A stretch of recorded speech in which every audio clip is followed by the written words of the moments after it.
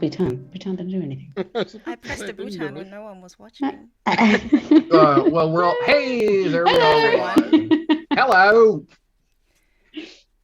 Alrighty. Welcome to Lost Worlds Archive, where today we are playing a different game, a new game, a game I'm helping with. Hey, a game with cards. Ooh. And we have Chris.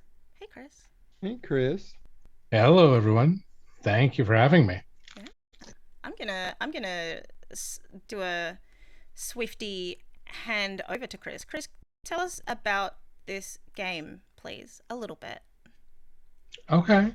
Omens Rising is a science fantasy tabletop RPG that's mechanics are based on cartomancy divination.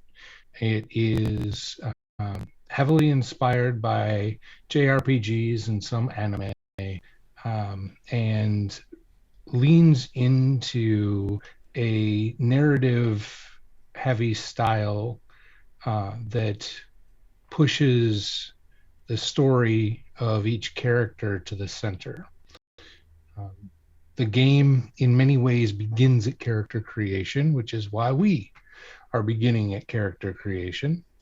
And from there, the players they'll map out their characters' paths and then begin to walk them as we explore the world of Omens Rising, which is a world that is post-apocalyptic, like many JRPGs and assorted anime. There was a cataclysmic event that happened, and it was 5-6 generations ago, around 100 years ago, and we find the latest generation in a position to go out and re-explore the world, to help reconnect trade routes, to look for sacred places or important wonders of the world and find out whether or not they still exist. Everything before the cataclysm is referred to as the once were, and the once were world was globally connected. And now, after being shattered apart socially and physically in some cases, the world is reconnecting. So the characters are on a journey of exploration of the world, of themselves, of their connections to one another, the world, and everything else within it. That's really concise, and I've never described it that way in any of the times that I've been asked to describe Omens Rising. Thank you. That means You're welcome. I can clip that and use it forever. Thank you. Before we jump in, let's go round and see how everyone's going. Jamie. That's me. I'm Jamie. I'm well. I've been working very hard on some voice projects, which I can't really talk about right now, but one of which I hope to announce soon. And I'm a voice actor and director. You can find me on Twitter at Muffin Manifesto. Are they down below us? Above us? On the screen somewhere? I'm just going to say there is character name is down, us name is up. Yes. Up so there. it's top right-hand corner on the screen, which is the left-hand corner for me. And then so this is my left, but the screen says it's my right. So that's all right. We are all victims of physics. I am at Muffin Manifesto on Twitter, or you can catch me on my website, jamie-collette.com, which is linked in my Twitter, so that's probably the easiest place to find me. Nadine. Yes. Hi. Of course. How you going? I'm Tell us about you. I'm Nadine. I am a voice actor and occasional Twitch streamer. You can find me at this thing. The image is mirrored and setting me up.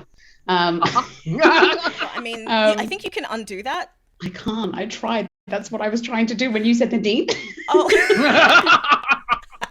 Yeah, you cannot. No, sorry. That's fine. And I am super excited to be playing this game. Me too. Sam. Hi. Hi. How are you going? I'm What's Sam. your favorite spaghetti topping? Ooh. Probably bolognese. Good choice. I'm also excited for a game. I was asked over the weekend to audition for a show by a lady who I'd done some musicals with like 10 years ago. And I was like, oh, that actually might be fun. Yeah, I'll do that. It was for Rock of Ages, and I had an idea of what characters they would assume I would be playing. And then when I was like, well, it's going to take me a little while to get this video done because it's a video audition. But I was like, I do think this character looks interesting. And she was like, no, I want you to play Franz. I went, what? But when I think of that character, I would imagine you would be looking for someone who was like a young, effeminate twink. And I'm obviously only two of those things.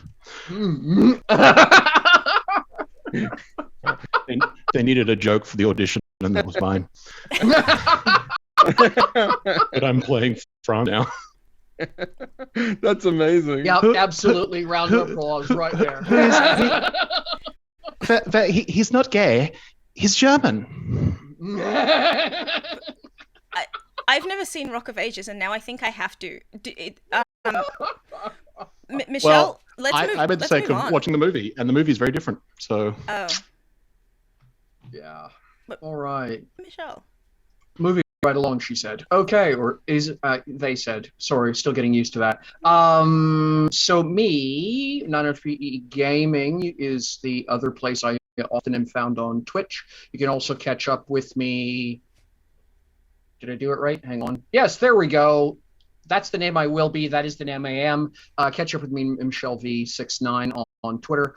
I apologize in advance. I talk a lot about two topics, gaming and Canadian politics. There's an election on, so you've been warned. I'm also an Amazon author. You can catch up with me if you're looking for people positive fiction in either steampunk or dieselpunk. It's what I've been writing lately. And other cool things. In the process of relaunching one of my home games, taking the bundle of stuff I have learned from the Unlawful Disorder game, and we're literally we redid our session 0, and we're starting from scratch again just because, yeah, a bunch of dogs needed a good cuff upside the head, so we're restarting. So thank y'all. Oh, okay. I'm gonna go next, and then let Chris introduce themselves, and then we then dive straight in, I think. Yeah. I'm eager. I am Shauntelle B. You can find me on Twitter at Shauntelle B. You can find me all over the place at Shauntelle B. Sometimes you can just find me at Shauntelle. I'm just Shauntelle sometimes. It's rare.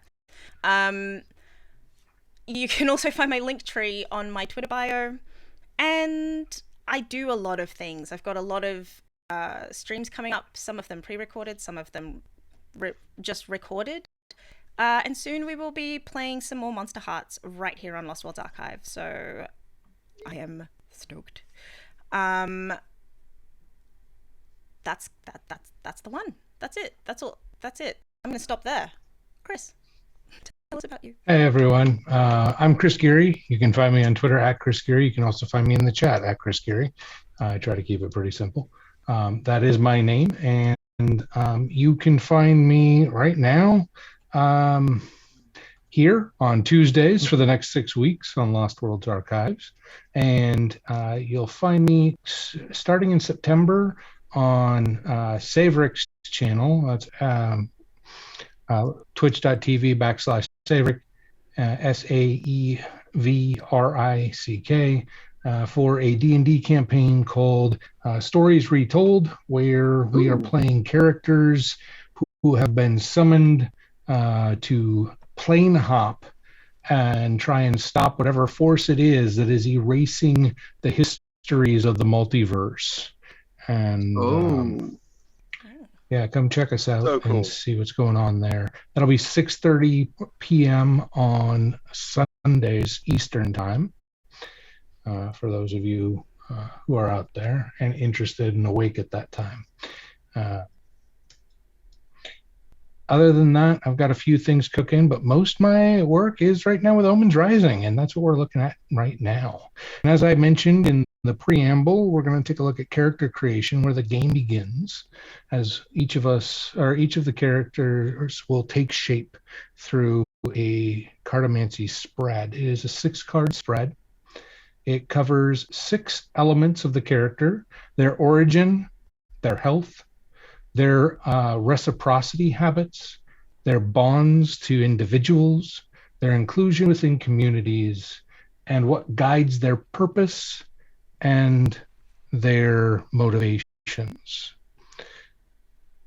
Before that step happens, each person will have read through the cultures that are available and have chosen a culture to help inform the story that unfolds during this process. So really quickly, I'm going to go around the overlay and let's talk about which culture you have chosen. I'm going to start with Jamie. Well, that's me. Mm-hmm. Yeah, I'm really interested in the Kisnoek, the sort of witch people of the forest. Mm-hmm. Yes. Acropolis. Very, very in tune or focused on connecting with the Aether in a very kind of magic and ritual relation. And I swear I didn't just pick them because they also have tattoos, and I like characters with tattoos, but, you know. They do have tattoos of power. Absolutely. That is true. Not just that. Not just that. It can be a factor, right?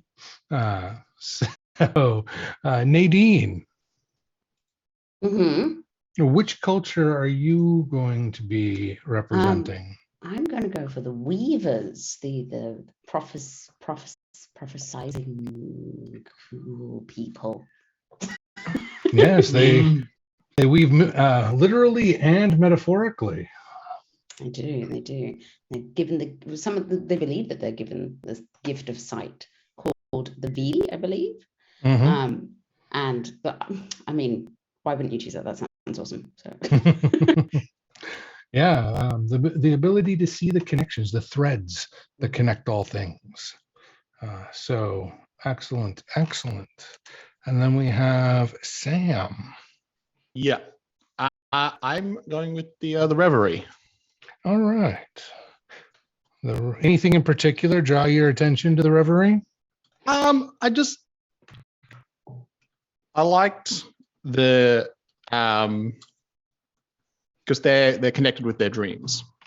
And I like that idea of like they're seeking their eternal dream, and that they essentially keep a dream journal, but they keep 2 until they find the eternal dream. Then they're like, cool, now I only have to keep 1.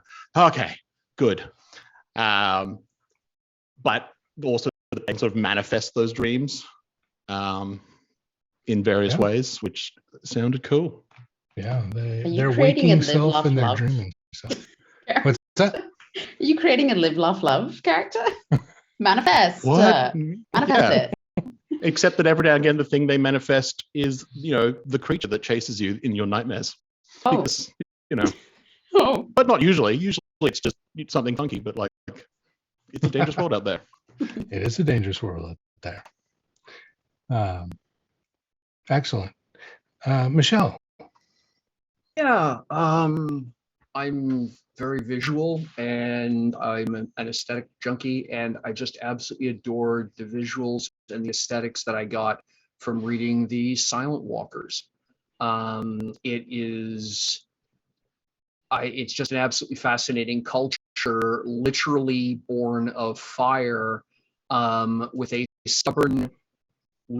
an absolute stubborn insistence at never stopping, at it just press on literally through fire and raining chaos. And there are a couple of the bits that were written there that I thought were just stunningly good, like an entire sign language based on writing on the dust, the volcanic ash that had accumulated on their clothes as a method of passing messages because they couldn't speak because of the clouds. There's so many just brilliant pieces of aesthetic in that. Yeah, so that just sold me. Excellent.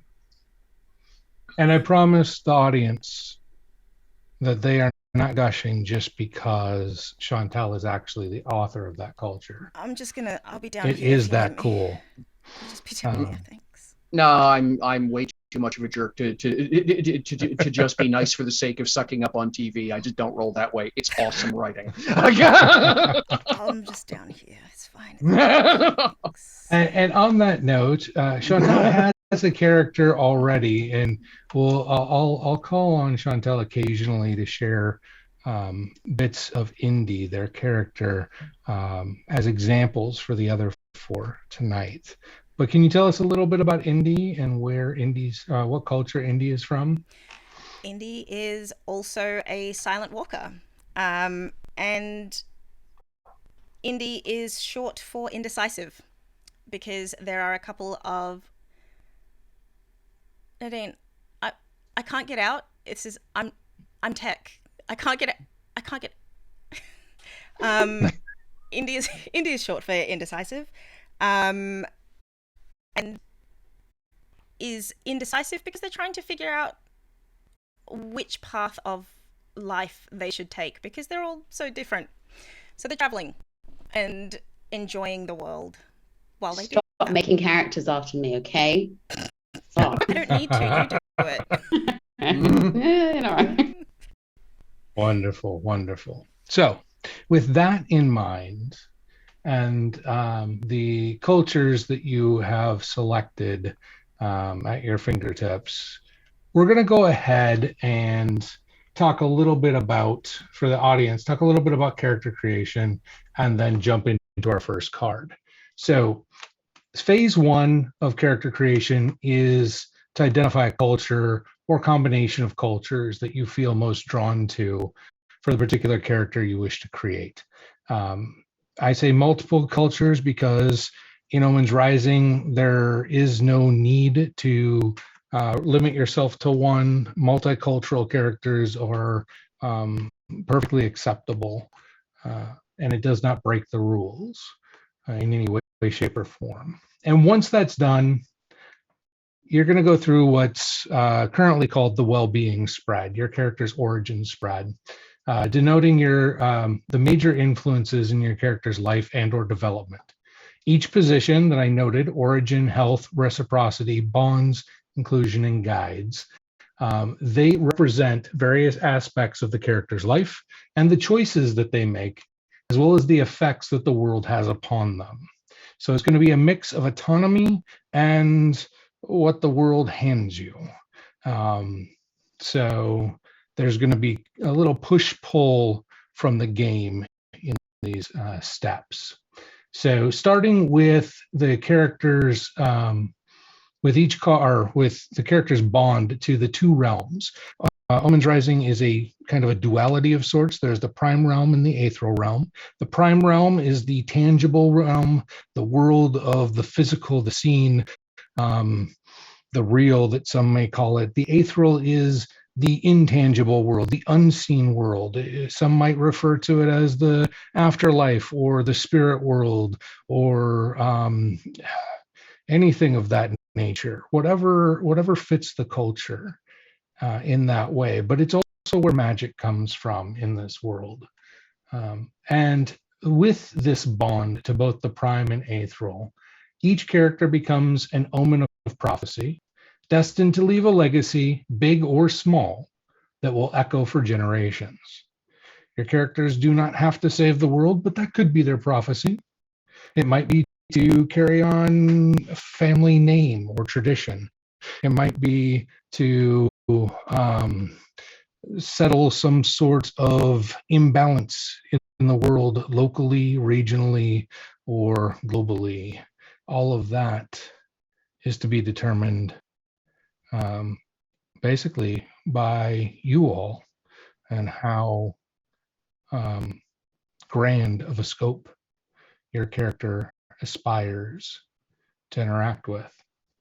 So I want each of you to flip one card. This is going to be your origin card. And as you flip that card, I want you to pay attention to two things. The card suit, which represents the prime aspect of your character's origin, and the card's value, which represents their aetherial aspect. Now, the origin card is kind of, think of it like the zodiac sign that someone is born under. These things are gifts or connections that have been laid upon the character themselves.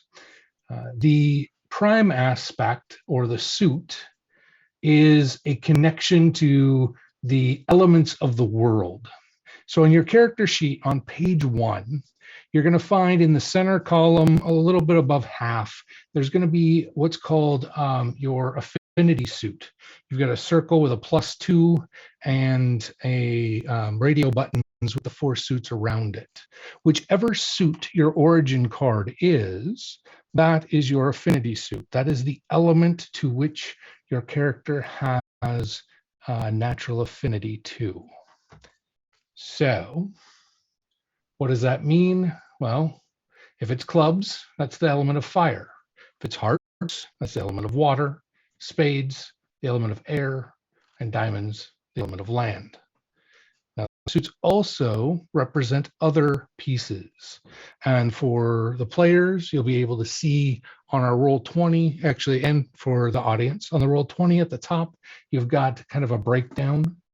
The clubs represents the aetherial self, hearts, the emotional self, spades, the mental self, and diamonds the physical self. And then there are a couple example descriptors, things that typically fall under those suits when it comes to traits related to them. So elements of bounty or resilience, things in that nature are typically aligned with diamonds. Having drive or purpose and communication skills, things of that nature fall under spades. Growth and wisdom under hearts. Clubs has passion and creativity. So let me start. We're going to go in reverse now. Michelle, what card did you draw and what is your character's affinity suit? Well, I'll let you know that I literally, while you were talking, broke the plastic on a brand new deck. So I'm shuffling it so that I'm not picking a joker right off the top. Fair enough. Do you want me to go around the other way and come back to you last? Actually, I think I'm just about ready. So cut the deck, and it is 8 of diamonds. 8 of diamonds. So your affinity suit is diamonds, and I believe that's the default on the character sheet. So that's been selected for you. And that means that your character is naturally connected to the land. It's connected to the physical, to elements of bounty, resilience. These are things that maybe the character is born into or has had happen in their past in some way, shape, or form. Whatever way those manifest in your character's history and current self are open to your interpretation, but it's kind of a starting point to build upon. Okay. Yeah. So let's go ahead and on your character sheet on the right-hand column, you're going to see a spread kind of breakdown. And the spread position of origin, go ahead and type in 8 of diamonds into the card slot. We'll come back around and talk about the 8 in a second. So sure, done. Sam, what suit did you pull? Or what card did you pull? And we'll talk about the suit. Ace of spades. Ace of spades. So spades is air, the element of air, the mental self, purpose or drive, communication, that sort of thing. These are things that are naturally aligned with who this person is. Again, they are not restrictive. They are a starting place to build off of. So on your character sheet, you'll have 2 things. You'll move that radio button from diamonds to spades. And in the origin column on page 1, you're going to type in that card field, Ace of Spades. That brings us to Nadine. I saw in chat you said that you're not trying to make yourself, but the card are talking for you. What does that look like? Yeah, the Pisces drew hearts for hearts. There you go. So that's the element of water, the emotional self. Growth and wisdom are things commonly associated with those who have an affinity suit of hearts. So you, again, would move your radio button from diamonds to hearts and your card in the origin spot. Too easy. So Jamie, what do we have?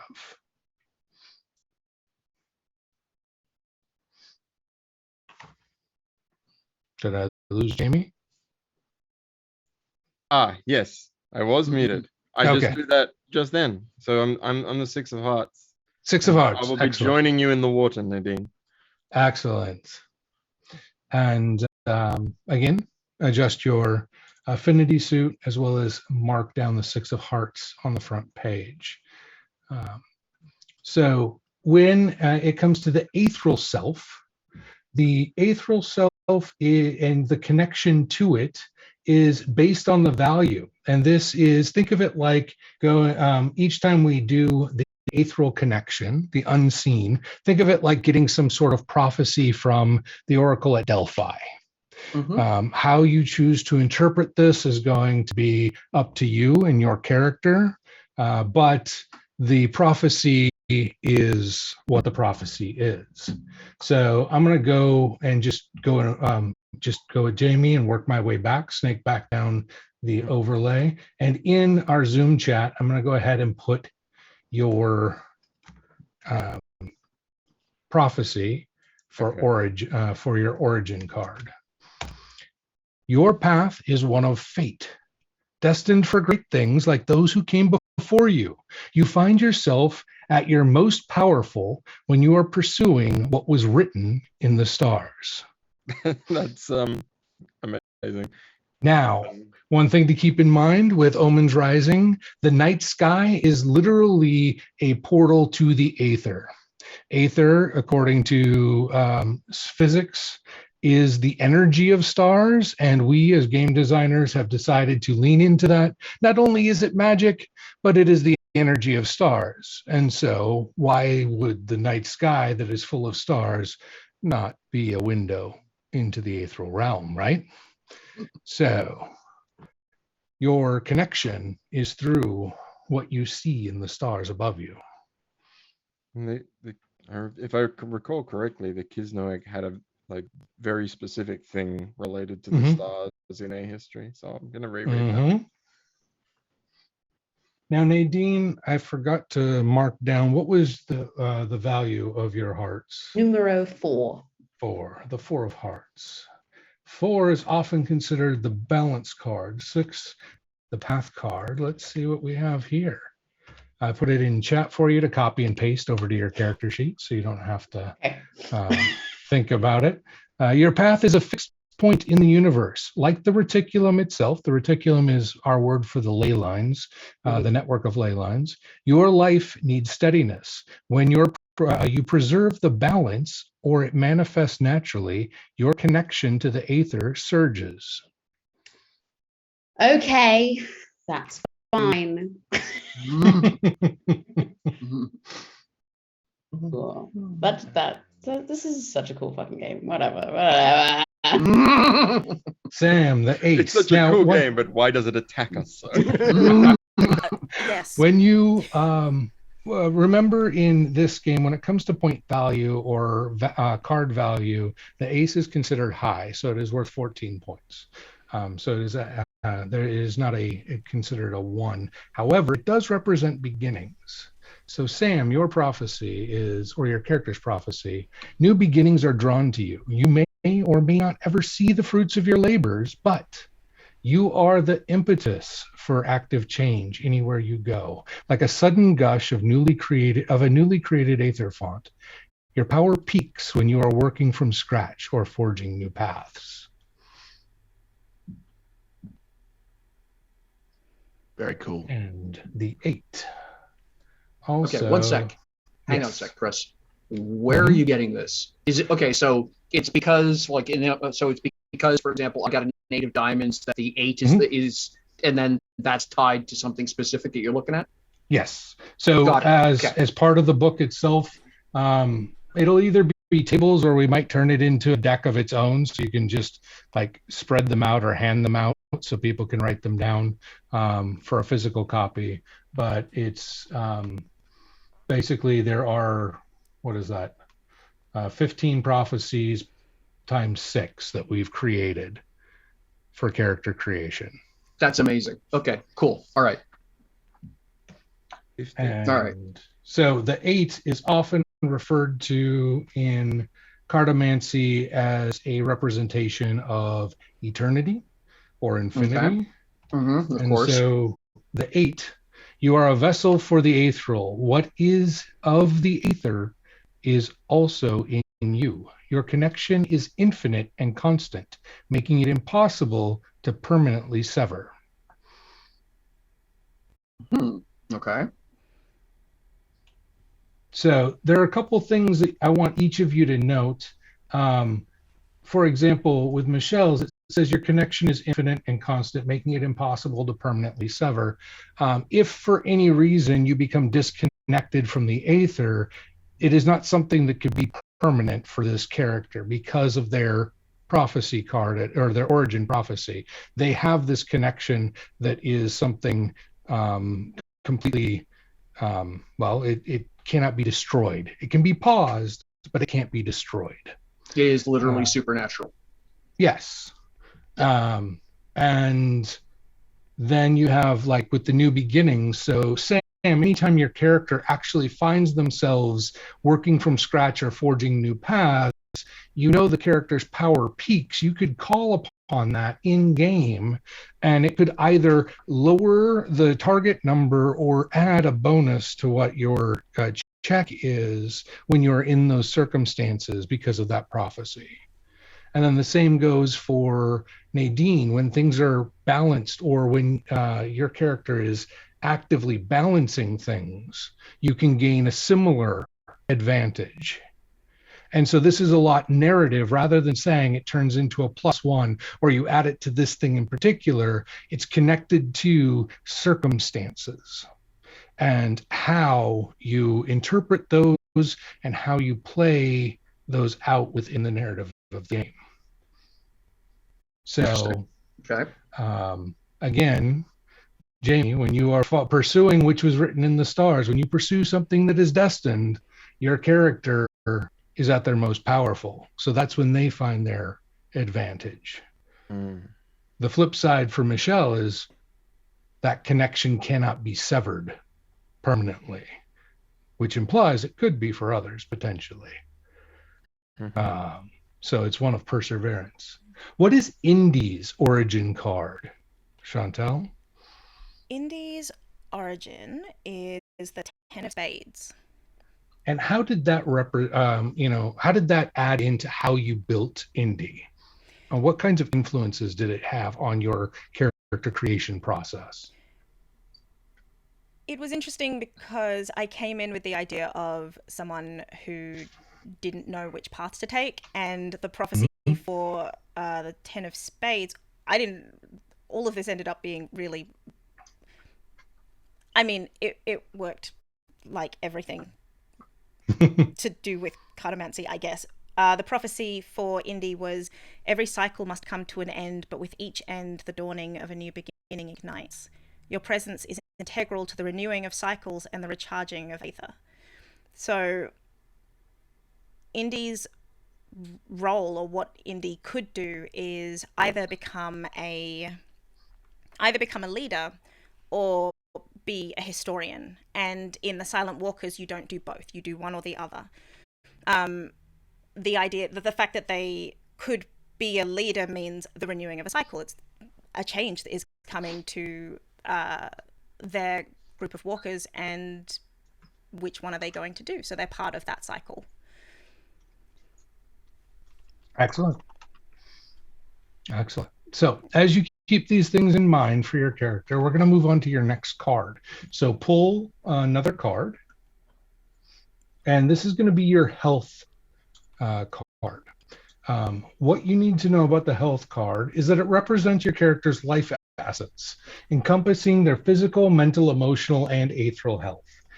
Like all things in Omens Rising, health requires balance and intentional care in order for it to thrive, and thriving requires a character to balance both their prime and ethereal aspects. So let's start with Michelle. We're gonna. What card did you pull? King of Diamonds. King of Diamonds. Excellent. So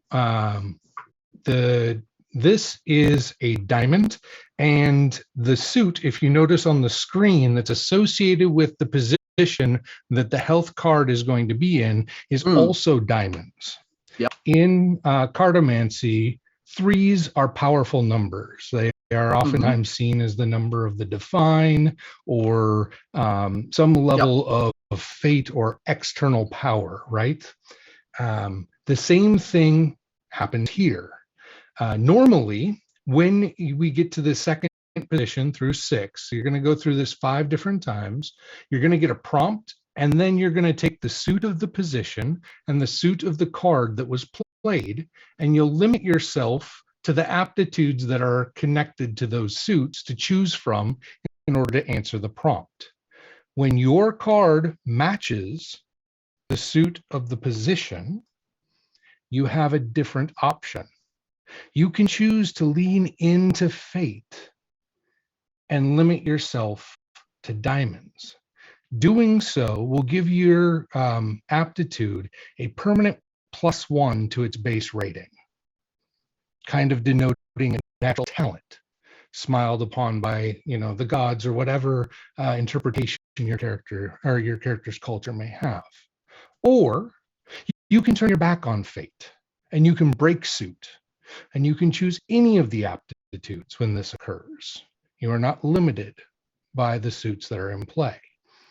This is where your autonomy comes in. So I'm going to give you the prompt, and then you can decide which aptitude best represents, not only represents, but best represents this part of your character. So with this card, you will choose the aptitude that best represents the character's preference for recharging when their health is either taxed or otherwise impaired. So if they need to rejuvenate themselves, and we look at those aptitudes on the screen and the concise descriptions there, which one calls to you as how this character of the land, with this infinite and eternal connection to the aether, might rejuvenate? Hang on a second. That was drinking out of a fire hose. So let's start with the 3 diamonds. So just allow me to paraphrase so that I'm sure. Sure. Let me paraphrase so that I'm sure that I understand. Mm-hmm. So by default, my 3 standard options would be Fortitude, Poised, or Subtle. If I pick one of those, it is functionally one shot better because I'm sticking with diamonds. Yes. So you're fulfilling the 3. You have a 3 from the card you played, or a diamond from the card you played. You have a diamond from the position, and you would be adding a 3rd diamond to basically lean into that extra power. Or I can turn my back on fate and I can look at one of the other headings and use it instead if I have an idea that betters the character in some narrative way. Absolutely. Okay. I have a total blank slate, so I'm going to let the cards do the talking. Okay. And one of the things, there's this brilliant little piece of poem at the beginning that talks about the characteristics of being a silent walker, and the subtle, I think, suits that conception brilliantly. And so excellent. I'm going to lean in with subtle. Okay. So in that case, you're going to, on your character sheet on the left-hand side, you've got your aptitudes. I want you to move your check mark from the column that it's based in, which is rank 2. And I want you to move that up to rank 3. Yep. And then next to the word subtle, there's a little radio button for a +1. And so normally a rank 3 is a 9 base rating. Yours will, for subtle, will always be a 10 base rating. Or 13, 15, or 13, 16, and 19 as you go up in rank. Okay? Got it. Yep. So that works there. All right. Now, Sam, same question for you. What card did you pull first? 5 of clubs. 5 of clubs. So you've got diamonds and clubs. So that'll be Dynamo, Peacekeeper, Aethral, Fortitude, Poised, and Subtle. And the same question to you. For your character of the element of air, the mental self, the one who is powerful when there are beginnings and working from nothing or from scratch, which of those best represents how they might rejuvenate or recharge when needed? I feel like between the prophecy and being from the reverie, that Aethral. Okay, excellent. So for you, on your character sheet, you'll go to Aethral, you'll move it from 2 to 3, but you won't fill in the radio button. That's the only difference. Okay? Okay. And we'll get to your prophecy and the second part of this here in a second.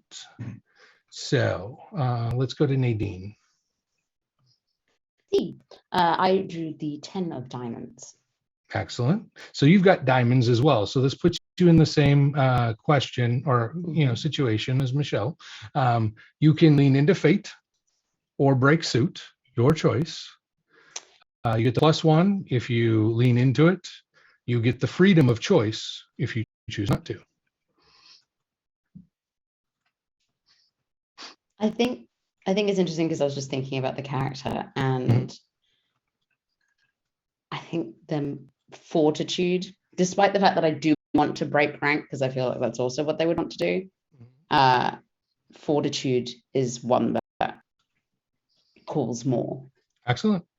So you'll fill in that circle, that radio button, and move from a 2 to a 3. Too easy. Excellent. Jamie. Yes. The 4 of spades. 4 of spades. So you have spades and diamonds. So that's elucidative, explorer, inquisitive, fortitude, poised, and subtle. And the same question to you. Which one of those most or best represents how they might recharge? So if they have no restraints on how they want to recharge, which of those is most reflective? It's definitely one of the spades. Mm-hmm. They're all really interesting, I think. I'm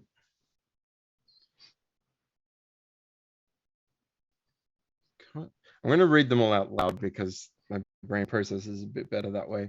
So the elucidative is you cut through the extraneous to illuminate the core element of the matter at hand. Explorer is you seek answers in the prime realm in order to create tangible solutions, processes, and or strategies. And inquisitive is you look beyond the surface to ask why and uncover the connections of the prime. Mm-hmm. All I hear is Rafiki. Look beyond what you see. I think it might be inquisitive. I think there's something about wanting to understand. Yeah, and uncovering mystery and something that's very appealing to me. Love it. Okay. So again, you'll move inquisitive from rank 2 to rank 3. And this is by when we up these, it's reflective that our characters have just practiced them more. It's what they would do most often. And so they have done it more often and they've raised it up a rank due to that over their time of life. All of the aptitudes started at rank 2, symbolizing that you have done them at some point in time in your life in order to have some level of aptitude. It is considered proficient to be at a rank 2. So it's not one of those games where if you didn't pick it, you are at a penalty. It's one of those games where if you didn't choose it, it just means it's average. Okay. So now the next part of this prompt, what is one ritual or act that the character might do that would represent the aptitude you just chose? So Jamie, with inquisitive, what might that look like when they're recharging this person? There's something to me.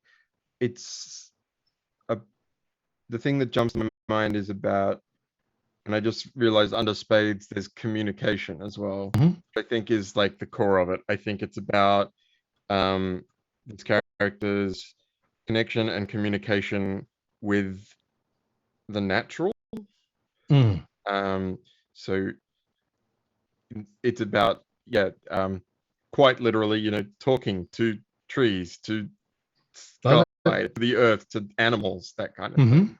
So what I would recommend at this stage of character creation for you is on page 2, on the right-hand column, you see the spread position and interpretation. In the health card, I would just write in inquisitive, just so you remember that that's the aptitude you chose at that position, and then what that ritual is, the talking to the natural world. Got it. So to you, Nadine, what does fortitude look like for this person as an act or ritual that they might do?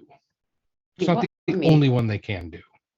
I think what immediately came to mind was quite literally making themselves an island by putting little vessels, like it could be a cup, it could be like a I don't know, some form of something that can carry water, pouring the water, and one in front of them, one behind them, one on either side, and then sitting in the middle and just fortifying oneself as an island. I like it. So like I mentioned to Jamie, on page 2, right-hand side, you'll see spread position where it says health. Go ahead and write in Fortitude and then what that act looks like, just as a way to remember where this character is coming from. Sam, think to you. kind of like a combination of like being from the Reverie and the prophecy being about new beginnings. I think part of this person's, when they're trying to reinvigorate or whatever, however, is sort of connecting with the ethereal, connecting with dreams, but essentially changing themselves. Okay. Like dreaming themselves something new about themselves and making that a thing. And it could be just like a haircut, or it could be something much more drastic, depending on how they are and what they perceive during the dream. Are they going to, so does this mean that they take a nap? Please say this means they take a nap. Basically, they take a nap. Awesome. Power naps. And they wake up as someone new. I love it. I absolutely love it. Great. So again, page 2, right-hand side, health row, the interpretation, make sure you, you don't have to, but I found it's helpful if you write down the aptitude it's connected to and then what the act is. Michelle, we're back to you with subtle. What act might that look like? For a silent walker with leaning on subtle, I think it is physically being aside, sitting to a side, perhaps in a tavern or on a cliff overlooking a valley, or some act of physically being disassociated from the moment and just watching the world around them unfold. No judgment, Perfect. No preconceptions, no action, just watch. Perfect. Love it. If it was a busy street, it'd be people watching. I guess it's nature watching if it's out on a cliffside, but I dig it. So here's your prophecy for the king to copy and paste, and we'll go we'll snake right back up. Okay. So, your prophecy that you'll input on the first page is: you are the picture of health according to those you value most. They will seek you out for advice concerning their well-being as you regularly demonstrate keen insights in this area. Now, that doesn't mean that you cannot have any form of maladies, but how you handle yourself, those that know you, or those that, you're connected with closely, trust your insights and understanding of well-being. Interesting. Okay. Yep. And then I forgot, Sam, what was the number on that card again for the 8th roll? 5. 5. There we go. Similar. The king is about strength and dominance. The 5 is about power. Your reputation is one of vitality. No matter your age or size, you've always been hardier than others, and it hasn't escaped your notice. You are invigorated when active, as pushing your boundaries and fueling your soul. You're invigorated when active, as pushing your boundaries and fueling your soul. As when. There we go. I guess the as is not needed. Sorry about the typo. So, activity or being connected to those things that are happening in the world in some way has a way to also give you energy. It's an extrovert who occasionally needs a nap. Sounds like it, yeah. Good nap right here. Nadine, that was it the 10 for you, or was it Jamie? A 10. It was a 10. Excellent. 10, the end of cycles. Oh my God, really? Okay. You have reached the pinnacle of your health and gained a full understanding of what your peak well-being looks like. Mm-hmm. Disheartening to those who can only see future decline, this knowledge focuses your efforts in order to preserve your well-being. You know what your limitations are because you've experienced them. What's it like being the best? Honestly, it's really hard, guys. What's it like knowing that eventually you'll be the worst? Congratulations. It's really bad, guys. You're about to start a brand new game and it's all downhill from here. Who knows when you're going to actually reach the downhill? This is so interesting. This is so interesting when you come in with like a mini concept and then everything is like, this. Beautiful. Stunning. Jamie, I forgot what number it was. Four. Balance. There we go. The 4 is balance. Body, mind, heart, and soul have a natural state of synergy. This balance among all 4 elements revealed itself to you at a seminal moment from which you found your peak health, which you now seek to make your present state. Cool. Yeah, that tracks. All right, next card. We're moving on to Reciprocity, the act of giving and receiving.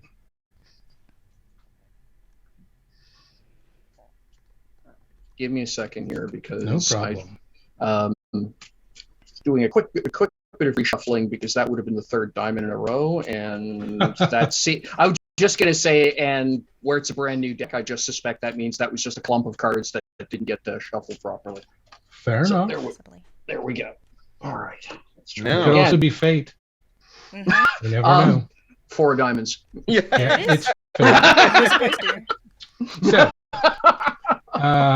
reciprocity goes beyond monetary exchanges to represent your character's preference when completing all forms of transactions. While it can represent economic exchange, it equally represents status, social currency, ability to barter, crafting skills, and anything else your character might use or do when giving or receiving. Furthermore, its prime aspect denotes your character's preferences for conducting transactions and gives insight into what they might want in return.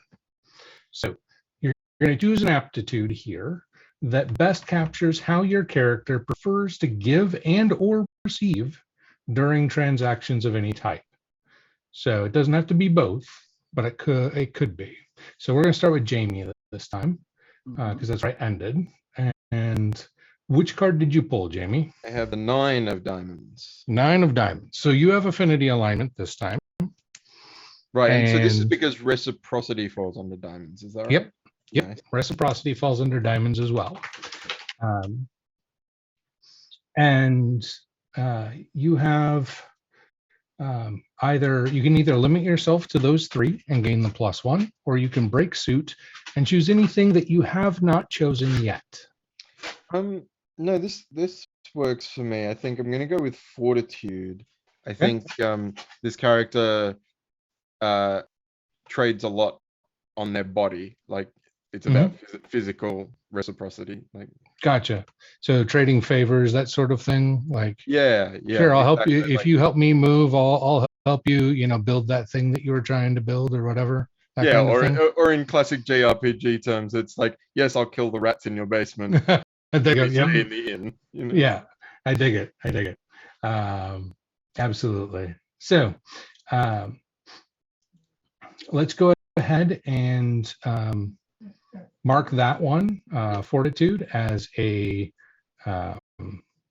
rank 3 as well. Little +1 bubble as well as moving it to rank. Absolutely. And then Nadine, what did you get? I got a 7 of hearts. 7 of hearts. All right. So any of the red ones that you have not yet chosen, so not Fortitude, you can choose for this one, and which one best represents this person's natural preference for giving and receiving during transactions.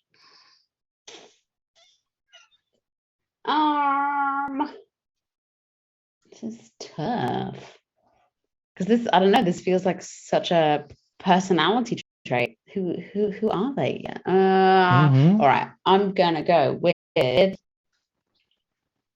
Well, think about how they rejuvenate. Think about who they are.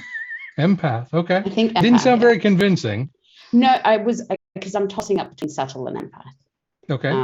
They have the same vibe, but I think I'm gonna go empath. Okay. So more about connecting to the needs and wants of others. Okay, perfect. Yeah. And that works. So Sam. Well, let me unmute. I got Queen of Hearts. Okay. So any of the red ones for you, which do you feel like best represents? I was kind of tossing it between confident and motivator, but I think confident. Okay. I think it's confident. Excellent. And what might that look like then with confident? I think there's a degree of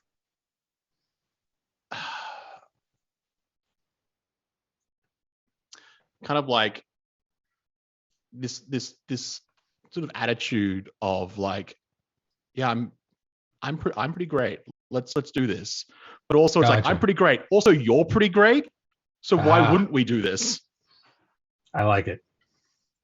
Get people really hyped about it, and then they go do the thing. Yeah. I dig it. All right. Michelle, you're 4 of diamonds. Lots of red cards.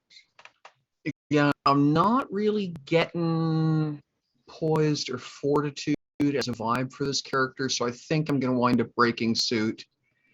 And I think, again, going with the whole Horizon, he's only wanting to say Horizon Walker because it's from a different game, but Silent Walker.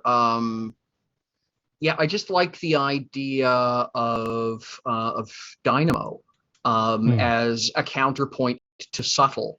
When there's stuff to be done, then it can be done and will be done. So his style is if he problem solves. So if there's things that turns actions into results. So figure out what everybody wants and then make that happen.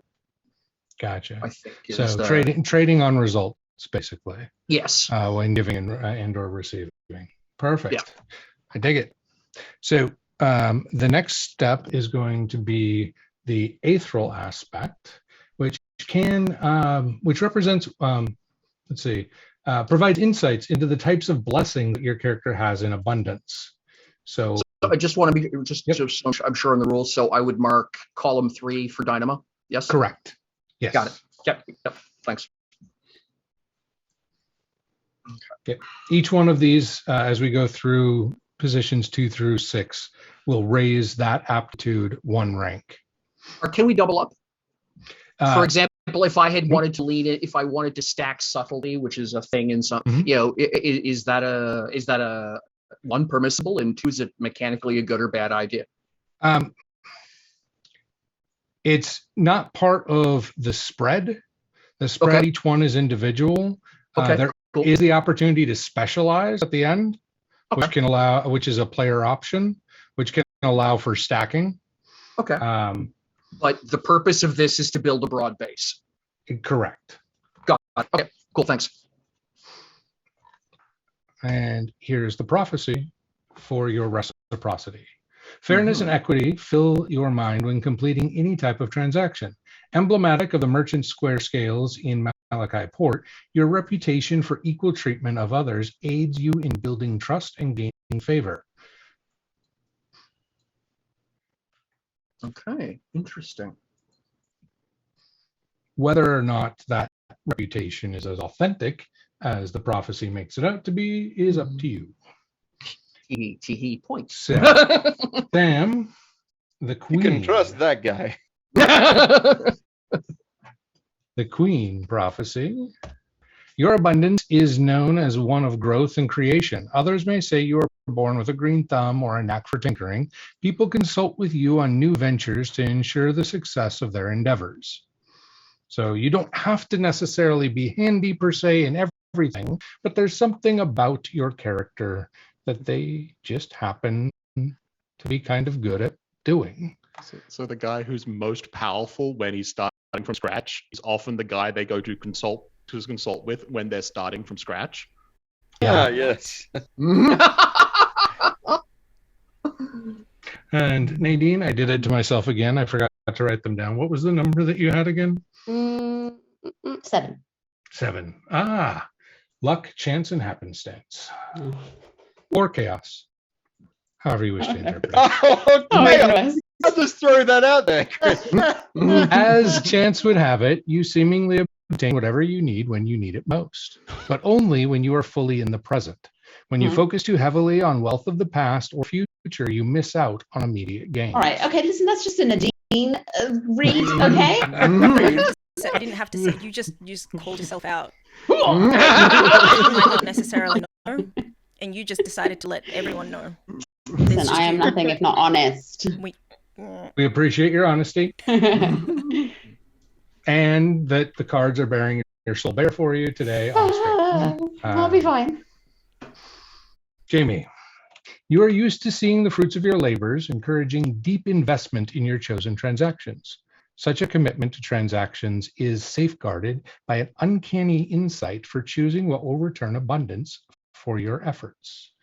That is the 9, the number of abundance. So you have a knack for finding that which has the best payout. Okay.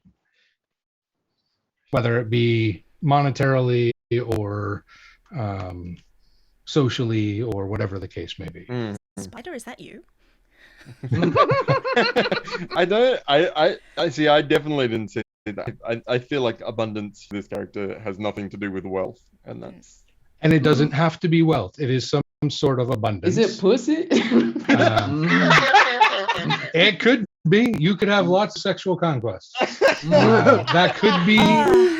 That could be the uncanny insight for the type of return of in abundance you will receive. You managed to make it a whole hour. Listen, I'm proud of myself. I'm so proud of you, Nadine. I'm so proud.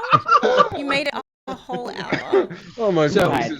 At this point, I always like to take a minute and pause, and because we're moving from more internal aspects of the character to more external aspects. Obviously, the origin card, what you're born into, is pretty, internal. Health and how we choose to rejuvenate is very personal. Our giving and receiving preferences can be very personal as well. But now we're going to actively include others with our bonds, our inclusion, and our purpose, or our guides. So what I usually ask people when we hit this stage of character creation is, do you feel like the character is beginning to take shape for you? Are you starting to see who this person might be? Yeah. I'm firmly in the ish camp, but that's really good because I literally had a blank slate when I sat down because of nerves. So I'm not asking for a whole history here. I'm like, are you starting to see that silhouette? Little bits and pieces are starting to pop in, and you're getting a feel for them. Excellent. So we're going to go ahead and take a break, and when we return, we're going to finish up this spread and talk a little bit more about the characters themselves and the elements that they carry with them. Yes, indeed. All right. Sounds cool. Beans.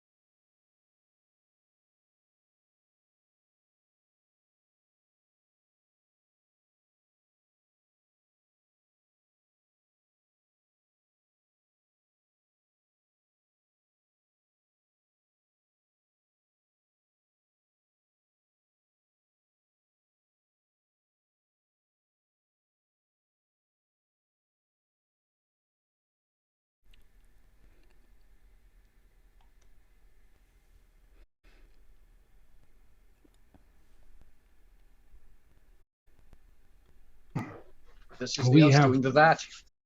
Yes, we have returned, and we're going to finish up our character creation spread, working with our fourth card, which is our bonds card. And we left off with Jamie's reciprocity prophecy.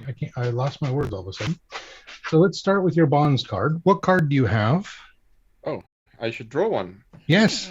Draw card number 4. Oh, goodness. It is the Ace of Hearts. The Ace of Hearts. All right. So, like before, when you have them match, you can lean into it and you can choose from any of the hearts that you have not yet chosen, or you can break suit and choose any of them.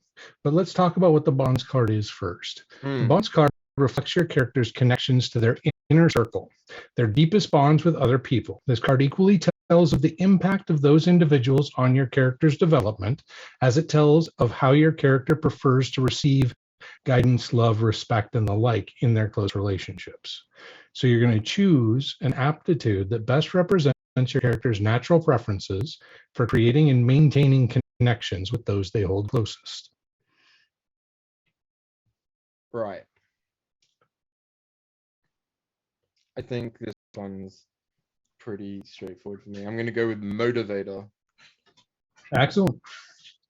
So being that it is affinity alignment, make sure that not only do you move Motivator up to 3, but you'll fill in that radio button.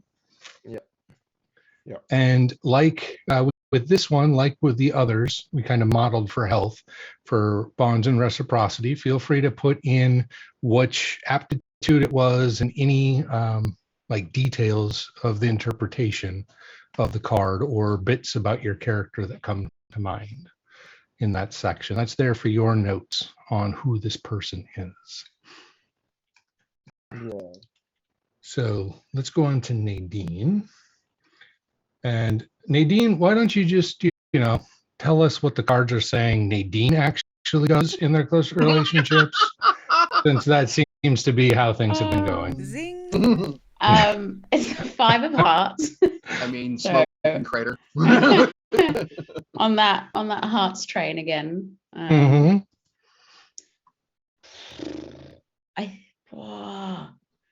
So bonds is how I'm just trying to kind of define bonds versus reciprocity. Yeah, so reciprocity is giving and receiving. So it's transactional. Bonds is relational. So what are the things that the character might do to create or maintain relationships? You could also, I don't know if you're familiar with it, if you're familiar with like the 5 love languages or different kinds of relationship-based like personality assessments, things of that nature could also be another like real world touch point for how you might interpret this. I think I'd like to break suit and go ethereal.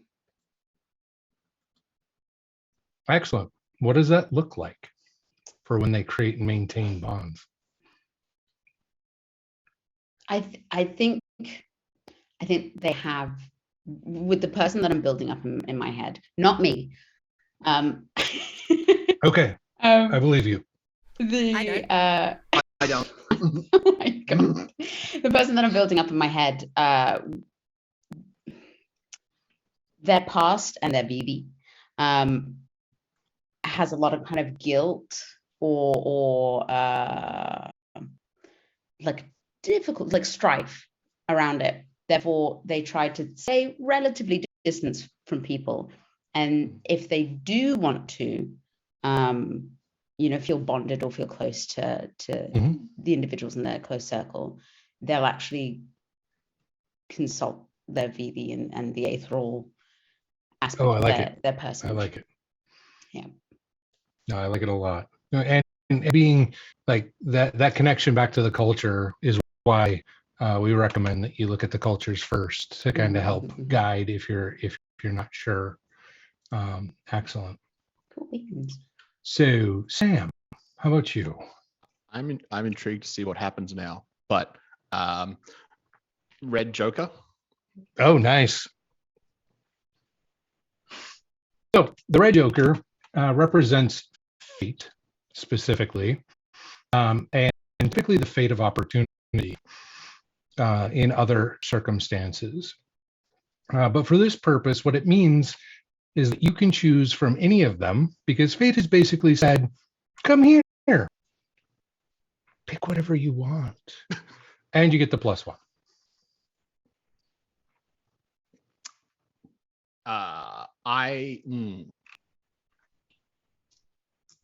think it's Dynamo. Okay. And I think that's sort of like realized I've been going in alphabetical order through the Aptitudes. So I do. But I think he's sort of if you look at Bonds as he's sort of your inner circle, so he's the one in the friends group going, let's do stuff. Gotcha. And it's like, I've made plans, we're gonna do this. But it's also the sort of person be like, I heard you're sick, I brought stuff. Here's soup, here's whatever. Gotcha. So creating relationships and connections through shared experiences, really. I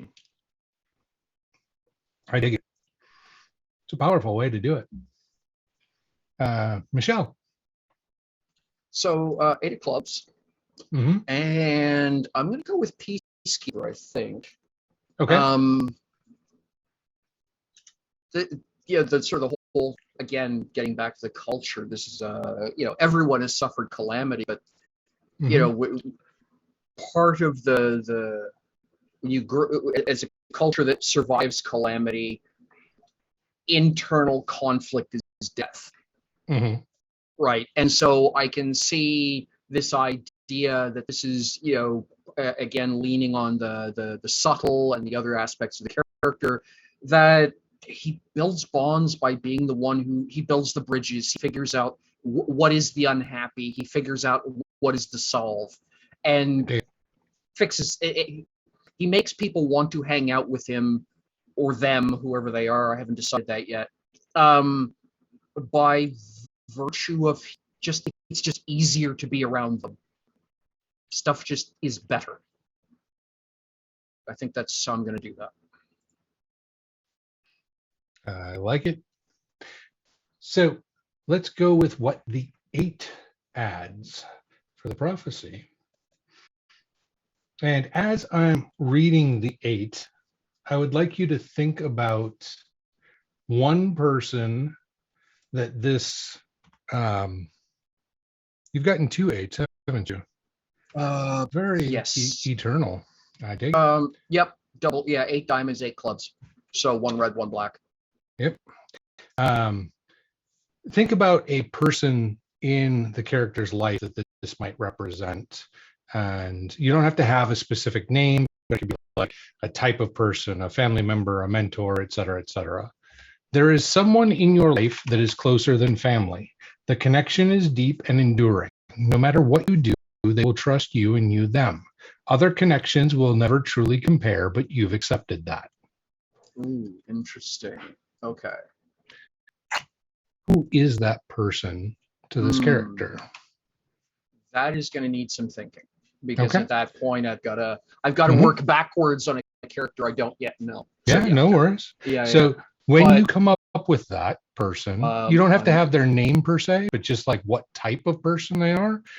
On the character sheet, page 1, on the bottom left, it says communities and bonds. Just type that in there. Okay? Okay. Yep, I will do that. I'm just literally making a note in prophecy. Who is this person? What are they like? And then add communities bonds. Cool, got it. So, Sam, we have the Red Joker. Oftentimes depicted by the prime moon, or the larger of the 2 moons of Omens Rising. When you meet someone of like mind and purpose, your connection to them is undeniable. Deepening such a connection feels both effortless and fulfilling, making such individuals natural candidates for lifelong friends. This is the fate of opportunity as I had mentioned before. So, I like you. We're gonna be friends. Yep. I'm sorry. What? I said we're gonna be friends. Don't ever leave me, because I'll find you. I love that movie. That is such a friggin' piece of. I laughed. So think of one of those someones and who they might be, and then you will also add that to that communities and bonds section. Or maybe they're the character's rival. Rival does not have to be a negative, just someone that pushes your character. Nadine, the 5. Your closest bonds have had to endure, for you connect fiercely and fully with others. The connections you create run deep, immeasurable in power and influence. Without proper care, they will burn out. Cool. Cool. For the character, I know what this means. Yes, for the character. Do you have an idea of who that might be? One of those close bonds that has taken to you and is not burned out by their presence, the character's presence. Not yet. Okay. Not yet. There are a few inklings, but not yet. Excellent. And Jamie, the ace. People gravitate toward you, making new connections quickly, but rarely deeply. This makes those with whom you have long-standing relationships all the more special. So think of someone the character has a long-standing relationship with, rather than a, say, situational one. And maybe even what about it is important.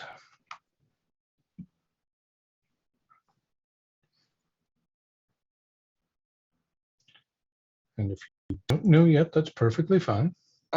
Well, there's sort of like an obvious one for me here. Mm-hmm. I don't know whether to lean into it or not. Well, I mean, you can always talk it out. Well, because one of the we talked about this very briefly when we were looking at cultures as a group, is that the Kisnoag, they have these sort of bonds between a witcher. This is all in commas because I know the writer hasn't decided on names for things, but like the sort of monster hunter bodyguard type character and like a diplomat kind of person, and I think I'd like to be part of one of those pairs. And so perfect. Yeah, I think it's that relationship, but they might also be like childhood friends. So I think excellent. No, I think that's a great thing to lean into, and we can make that work. You can also change your mind between now and next week anyway. That's true. All right, so that will bring us to our inclusion card. Jamie, go ahead and pull your 5th card for me. Oh, I haven't even shuffled the deck. I should do that. Oh, you don't have to shuffle.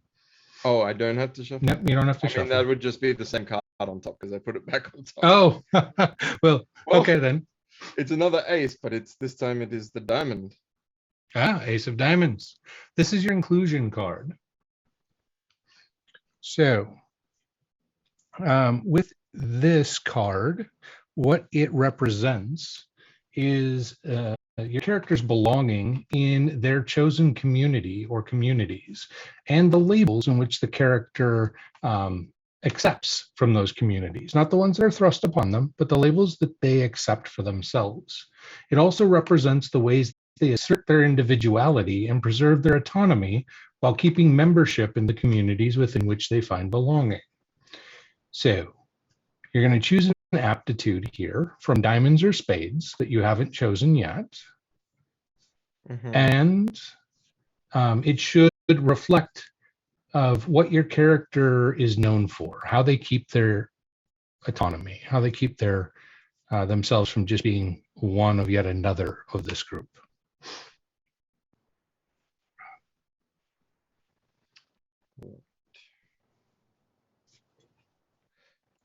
And we can choose to break those suits, or is that only if you get? That's only if you get it to line up. Ah, right. So I have to choose one of those suits. Yep. Interesting. I've already picked the ones from there that are like most aligned with characters, so I should figure out what that means.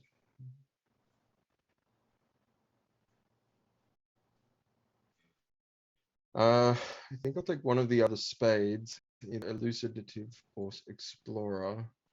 Mm-hmm. Is it more about cutting through to the core of the matter, or is it more about tangible solutions that they're known for?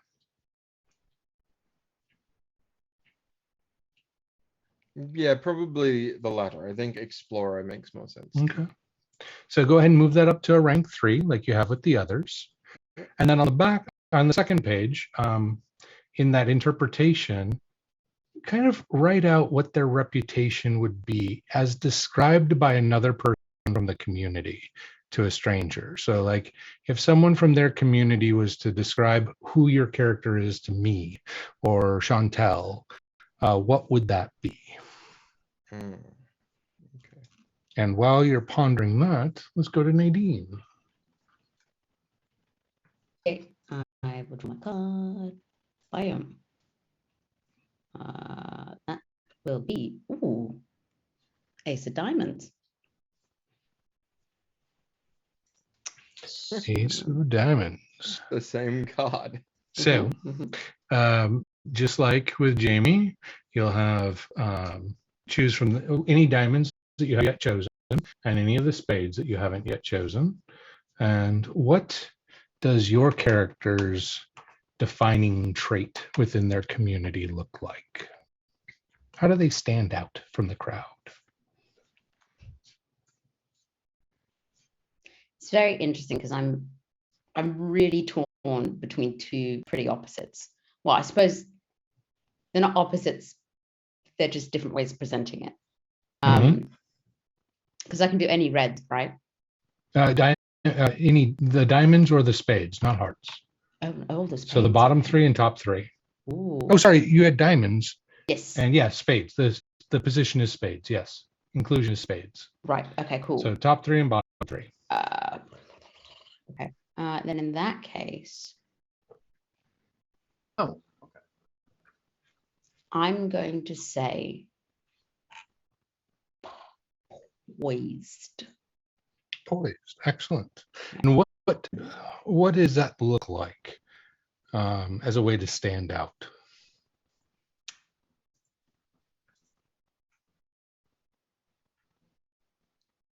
So in the Weavers culture,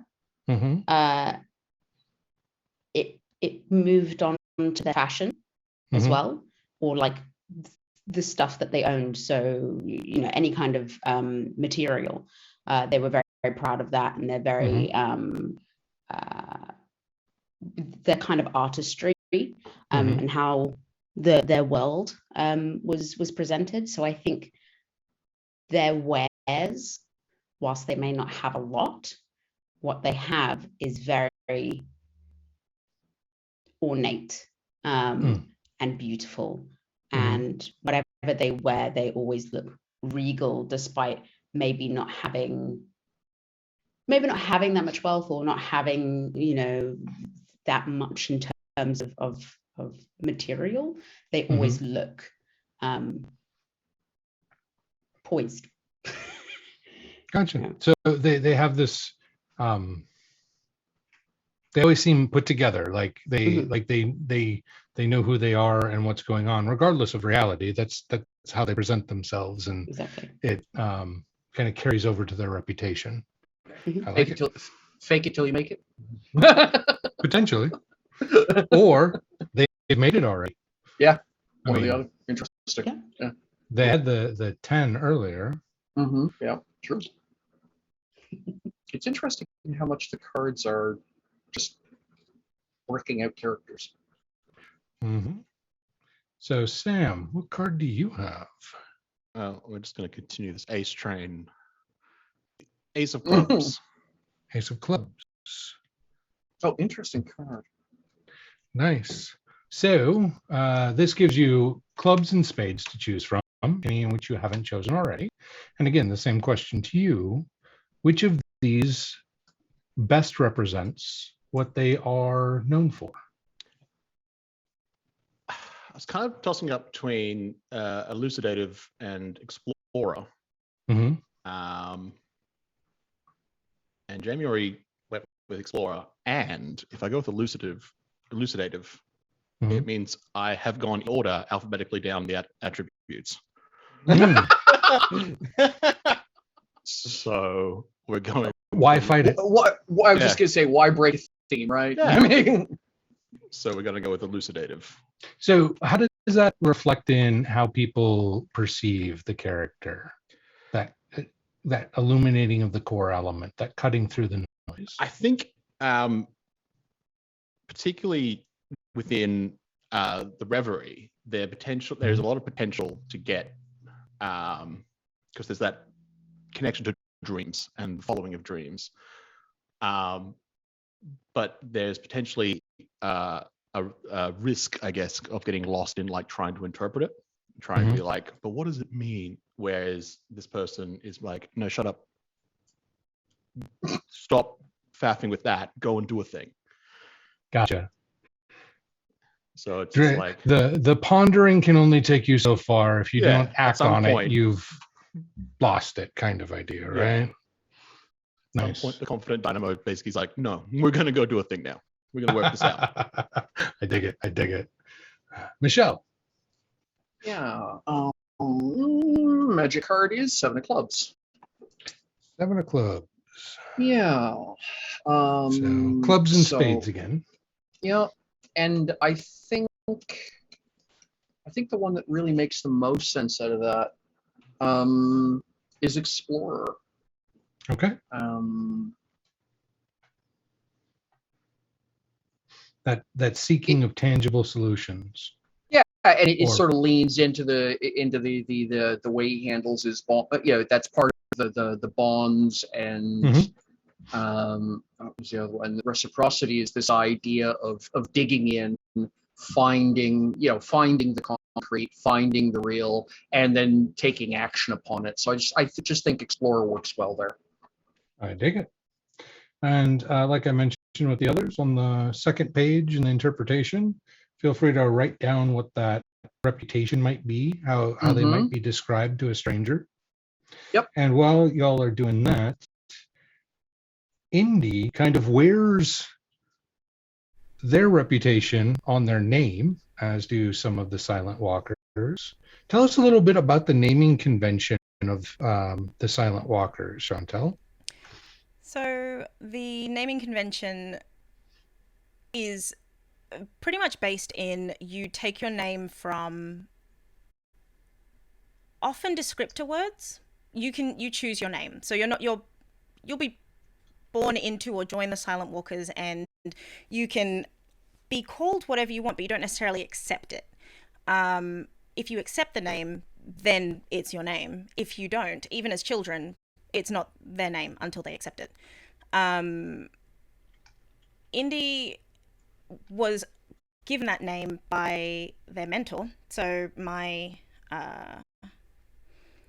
bond was my mentor, who's a cousin. And they took the name because they were like, yeah, I really am indecisive. That does make a lot of sense. I'll go with it. They may not be in Indy forever. That is perfectly reasonable and perfectly possible. There's also potential for names to just grow over time. So they might end up being decided indecisive. So if they make a decision, that could end up being their name. And names will just keep growing. Even the Silent Walkers is technically not their name. It's just a name that they accepted because, it fits for now, I guess. I like it. So let's talk about the aetherial aspects. And this is going to denote the impact that the characters had on the communities within which they reside and actively contribute to. So what might that look like for our aces and our 7? So for our aces, this is your most common type of impact amongst your communities. Creating a sense of belonging is second nature to you. You are often the welcoming committee to any group, inspiring newcomers to become actively engaged. So there's something about you that helps create a sense of belonging. No wonder we're friends. Yeah. Well, that, and I think Sam's character just told everyone that you're all friends. We're friends now. Okay. We just become best friends. I don't know who you are. I'm taking that as a yes. Why are you still here? Love it. And for Michelle, the 7, your life has been filled with happenstance and chance. You find yourself blessed with newfound family in both likely and unlikely places. No matter where you go, you seem to encounter someone you can call friend. And in this case, I think it's Sam. Whether I want to or not. I like that. So, let's go ahead and go to our 6th card, our guides card. Michelle, we'll start with you. Sure. And flippancy card and 2 of spades. 2 of spades. Excellent. The guides card, what is that? It represents your character's purpose, what calls them to action and motivates them through each day. This manifests both in the feeling of motivation and the practices the character keeps in order to enhance and maintain that feeling. The prime guides aspect, represented by the suit and the coinciding aptitude that you'll be taking or choosing here in a second, is the purpose that fuels your character's journey. So, or is connected to that purpose that fuels their journey. So you're going to choose an aptitude that closely aligns with your character's current motivations, and then connect it to that greater sense of purpose that they have. So,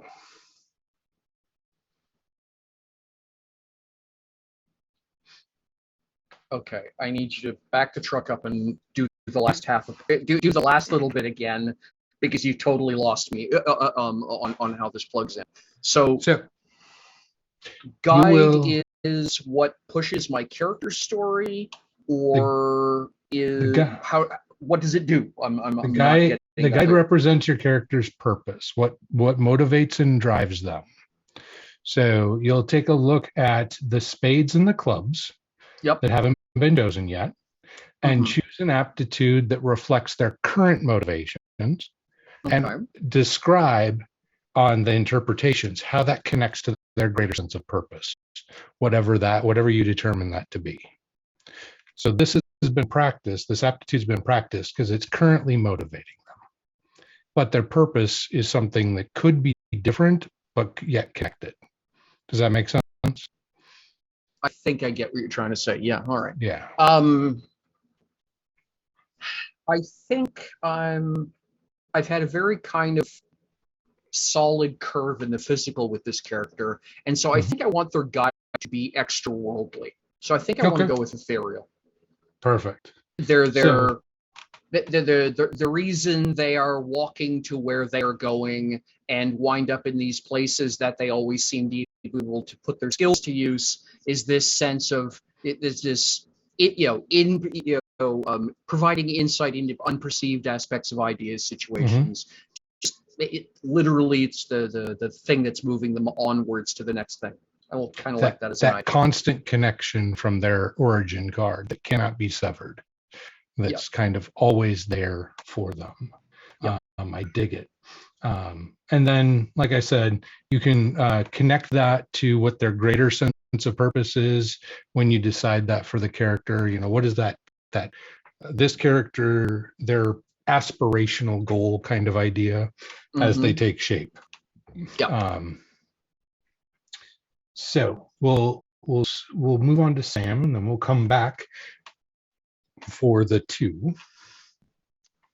So Sam, 3 what card do you spades. have? 3 of spades. All righty, 3. So spades and clubs again to choose from, and the same question to you: which of those best represents what's currently motivating them, and then think about how that connects back to their greater sense of purpose. Slightly disappointed I can't take empath.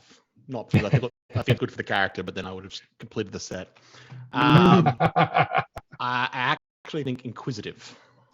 Inquisitive, excellent. I think again, tying back to the reverie, that different people within the culture pursue dreams differently, but for some it's about like going out into the world, finding out how it's changed, but also it's not trying to experience new dreams and new from what are other people's dreams, what else is out there. And so I think it ties into that aspect. Excellent. I like it. And Nadine? That will be another 3, and it is of hearts. 3 of hearts. You just like those hearts. I know. Just tell me you're a Pisces, and not tell me you're a Pisces. You can choose any of the middle 6 that you haven't chosen already, the clubs and hearts. I think it goes with the balance aspect of my origin, and also the idea that I have of the occupation, I guess we'll go with, okay. Is peacekeeper. Okay, excellent. Mark So for that. Yep, that'll be rank 3 now for you. And Jamie. Yeah, I actually drew my card in advance this time so I could be more on the ball, and I got the Jack of clubs, and it doesn't like my camera. The Jack of clubs. Excellent. And at first I was like, oh yeah, I can see this character as a bit of a dynamic thing, and so Dynamo was like looking at me, but the more you described the way guides work, I felt like it was more interesting to play against type there. So I think I'd like to go ethereal for that. Okay. One. I think also like tying into the Kisnoic, like your familial magical stuff. I think they have like a tie to the ether there that they cannot deny whether they want to or not. It's true. You've got your familiar. Yeah. Absolutely. That works. So go ahead and mark that, and plus that's in clubs, so that would still be that +1. So you'd fill in the circle as well. And let's go on to what the Jack says. So the ethereal aspect, also referred to as your character's conduit, is their connection to the aether, the actual manifestation of it in the prime in some way, shape, or form. It could take any form, anything from like a philosophical belief that informs the character's journey to an actual spiritual presence that speaks to them and advises them. How your character's conduit manifests in the prime reflects the connection between your character's prophecy and their destiny, path, or purpose. So, as I read to you your guides of the Jack of Guides, think about if it's your familiar with the Kisnoak, that's always an easy option, or if there's something else involved here. But your guide is the conduit of the dawning sun star, full of potential and fresh energies. Pulls where you need to determine possibilities or motivate others, you gain a +1. Let's see. Very cool. Oh, that's interesting. So, if you motivator for my bonds, that seems very appropriate. there you go. So think about what that might look like. And if you want it to be your familiar, we can always talk about the different houses and what the different familiars look like for that sometime between this session and next. I'd love to do that anyway, but I'm not sure if that's what this is. Yep. So ponder that and what the guide might look like, and then go ahead and write down that on your interpretation as well. What is your guide? That, or the conduit, as it were. And let's move on to Nadine and the first of our threes. So you and Sam have the same one here. Your guide is a conduit of the once were gods. They symbolize an array of qualities the denizens of the prime aspire to. Your connection to the Aether is ancient, giving you a +1 to pulls related to myths and magics of unknown origins. So you both have the same aspect, but how it manifests is up to the individual and how it makes sense. Cool. So you can always ask me more questions and I can get them for you from the authors themselves, or if they're ones that I already know the answers to, I can share those with you as well as they pertain to the different cultures. The 2.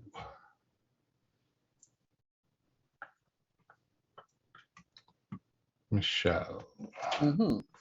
Your guide is a conduit of the twin moons. Their duality and connection guide you.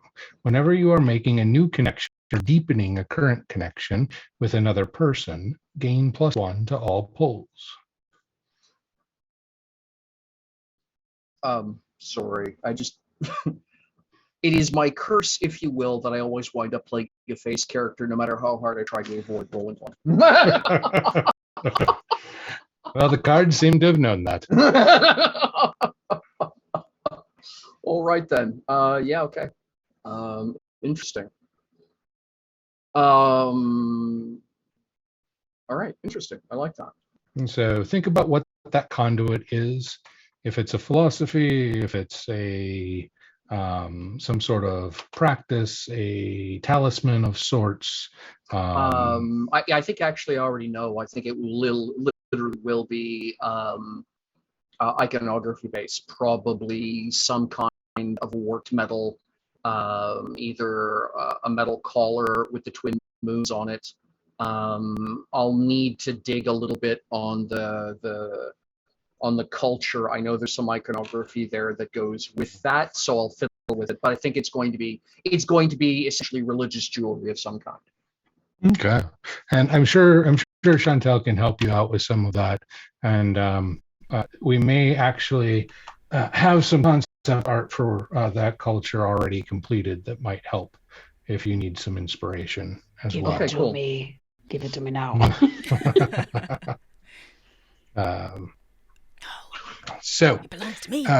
that is the complete spread. I promise you an opportunity to specialize. This is a player option. The GM does not get to intervene. If your character is the type to specialize, what you can choose to do is to take one of the 5 that you already selected and move it from a rank 3 to a rank 4.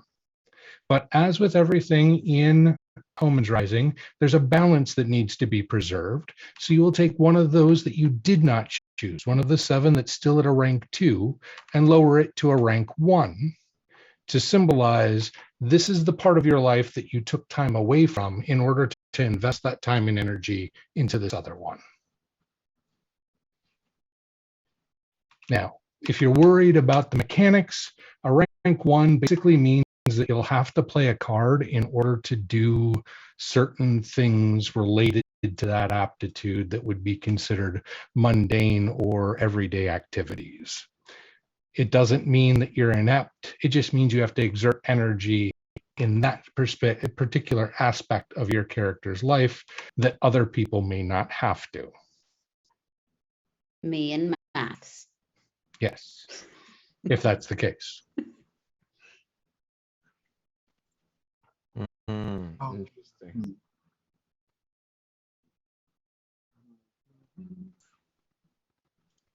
In case you're wondering, it's somewhere around like a 60-40 split as to whether or not people specialize, and the 60 being not specializing. The problem I'm at right now is I don't know enough about this game to determine, for example, some systems inherently have super stats. You always roll Fortitude under every time someone sprays poison at you, you roll Fortitude, or every time you get into a social challenge, you're always going to be dealing with maybe confident. And because I don't know that, I don't know. So let me explain what that looks like. Yeah, please do. So when you are actually doing an action and making a check related to like what you had described, it is not the aptitude alone that determines it. So I'm going to use subtle as the example because it's the easiest for me to connect to D&D, which is something I believe most of you all are familiar with. If you were to try and be subtle in the physical world and physically sneak past someone, you would use stealth, and it is dex-based. In Omens Rising, you would use subtle, and you would play diamonds because diamonds is connected to the physical self. If you were trying to pass a secret message in a conversation and hint at something that no one else would know except for the person you are speaking to, that might be something like deception or persuasion or something of that nature in D&D. Here, it's still subtle, but you would be playing spades because it is a mental activity and it is connected to communication. All right, now here's a question. You say playing spades, so how does that work? Flip a card. I flip until I find my first spade, and that's what I go with, or how's no? People, you'll have a hand of cards. So everybody will have two cards in their hand. They'll draw up to 4. They'll play 1, discard 1. With each action, we shuffle the deck, move on to the next action. Okay, interesting. Got it. Yep. All right. Okay. So, and if you don't have the correct suit, what happens? You don't have the correct suit. You either improvise and try and find another way to accomplish it, because we encourage divergent thinking, or you play offsuit, which is worth 1 point. Okay, interesting. Instead of 2 through 15. Okay, so it just really depends on the situation. Okay.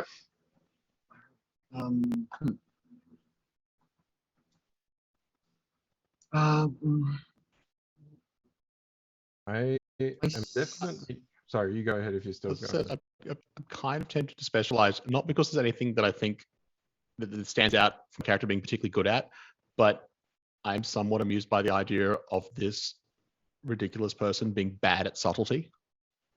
Okay. So it's just like, it's not, I want to be good at this. It's like, what if I'm terrible at this? Interestingly, but I have nothing to boost. So I'm just like, nah. Well, I'm just going to say that, I'll tell you what, if you do that, then I'll make my character good at subtlety and specifically take the dive on Fortitude. There you go. So, completely opposite characters, right? And you can take the boost on whichever one was connected to the red Joker, Sam. Might as well, since Fate came in, since you don't have any other determiner. All right. That was your bonds, I believe. Yeah. I'm most certainly specializing in Inquisitive. I don't know whether to dump on Peacekeeper or Empath, which should tell you something about my character. Emotions? What are those? No, I'm not making Spider. No. The opposite of that. Spider's very emotionally driven. Does he show that to other people? Listen. Got a deep and complex internal world. I'm really good at encouraging others, but when there's conflict, I don't understand. They're just alligators, dude. That's terrifying. I don't understand what the problem is. It's Tower Games. Excellent. I think it'll be empath. It's about like their own emotions that they don't understand. Okay. Does that make sense, or am I misreading that? What do you mean? You feel the world and seek to connect to and perceive through those emotions. Does that mean they're bad at interpreting their own emotions or others' emotions? Because that's normally what empathy is about, is others' emotions, right? Yeah. Well, yeah, but it's being able to recognize them, and in order to recognize them, you'd have to be able to understand them. In both yourself and others. It would be both. So it's a little bit of both. Yeah. Yeah, I think that kind of makes sense, because they're the kind of person who will like give encouraging words and a smile even when that's totally not what's needed for the situation. Right. Yeah. And on the inverse, inquisitive would be like the intellectual, like, okay, I can tell this person is sad, but that doesn't mean that you understand what feeling sad might necessarily be in that particular circumstance. Like, you're not completely cold to what sad feels like. You're just not very practiced at being able to connect with it, if that makes sense. That's exactly right. I'm digging it. Okay.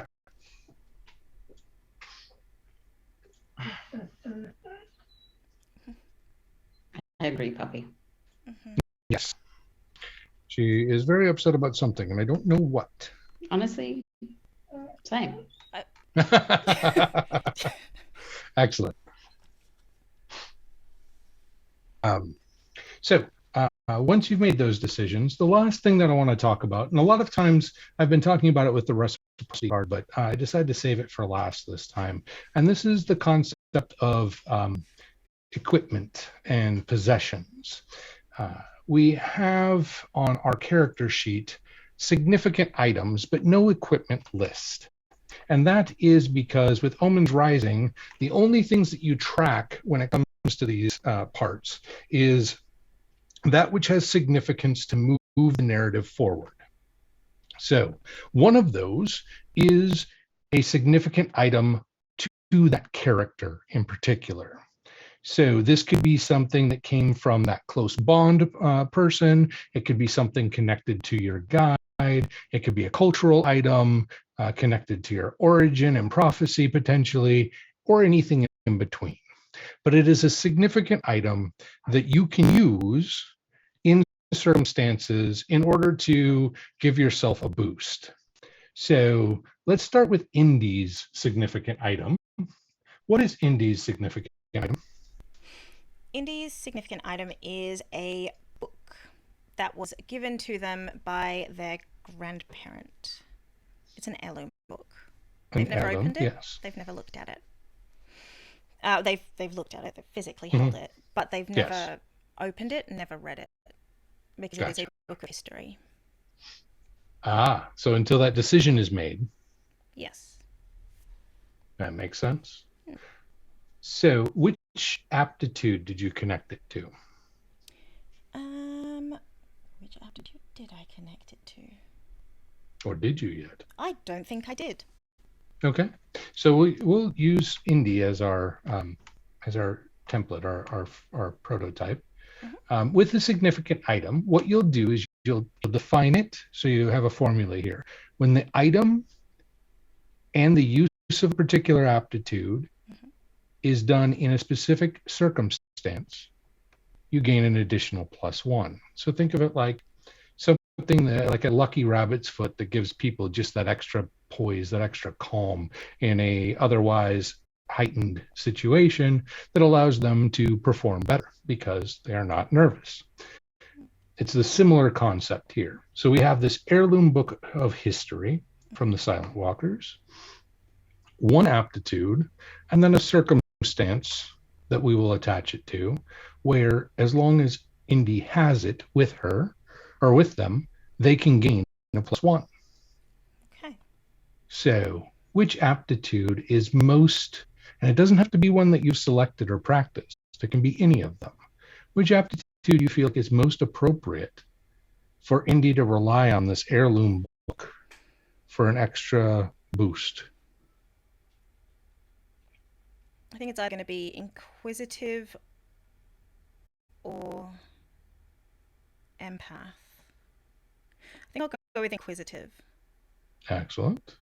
So when you're using inquisitive and you have the book in your possession, what kind of circumstance does this book kind of anchor you and allow you to perform at your best?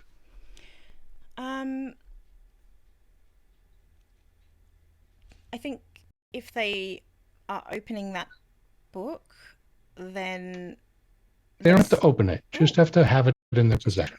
Okay, so if they're thinking about it or holding it, then I think oddly they're thinking about the future. Okay.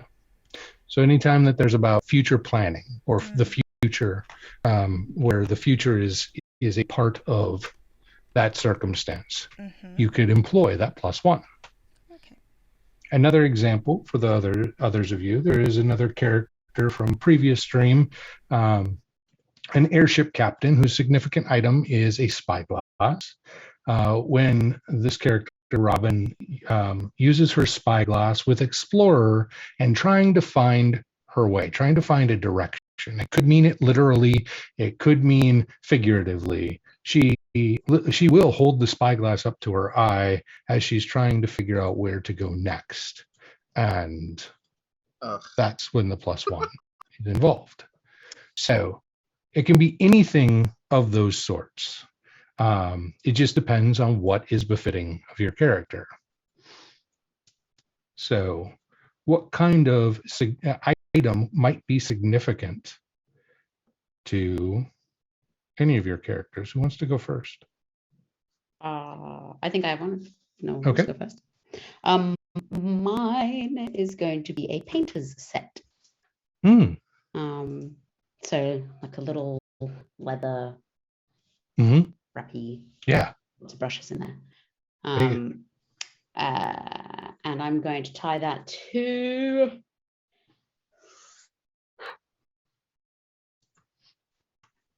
Ethereal. Okay. And what circumstance?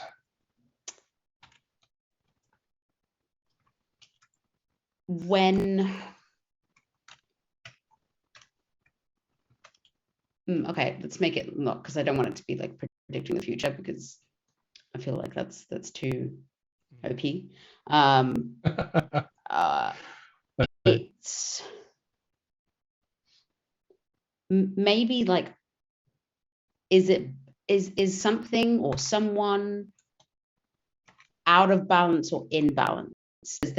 Does balance need to be, do threads need to be pulled in order to make the situation or make the person more balanced? So kind of when you're assessing, like if a real things are deep in insight check.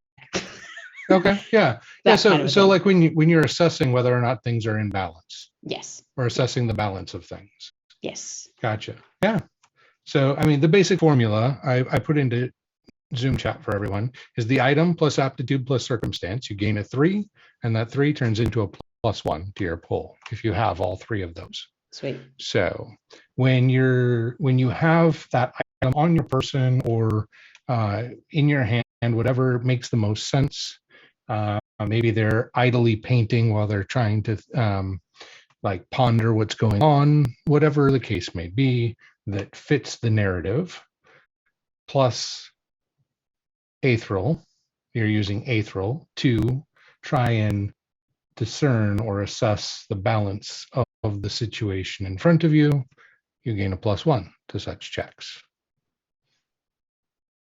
Fair enough? Now, the others of you, if you're not sure and you still want to wait between now and next week, that's perfectly fine. In fact, you could have 2 weeks. Next week, we're going to be doing our basically group cohesion, our session 0 mechanic, where we'll do another spread, a past, present, future spread, and build ties across the team. I do have an idea, and it was unfortunate because I had literally finished writing it, and then you described the essentially the exact item that somebody else had already designed. But no, so that in works. this case, it's an aether compass, very steampunky looking sort of thing, slightly cumbersome. It's in a leather box. And the quote that came to mind, of course, is the line from Pirates of the Caribbean. What use is a compass that doesn't point north? Oh, but we're not going north. So he's got this contraption tied to his ethereal that just, again, it's this sense of they are just going where they need to wind up. And when they're feeling indecisive about which way's the right way, flip it open, take a look, which way's the point. Okay. No, and just so you know, it's a six-pointed compass. Yes. And the 6 points align with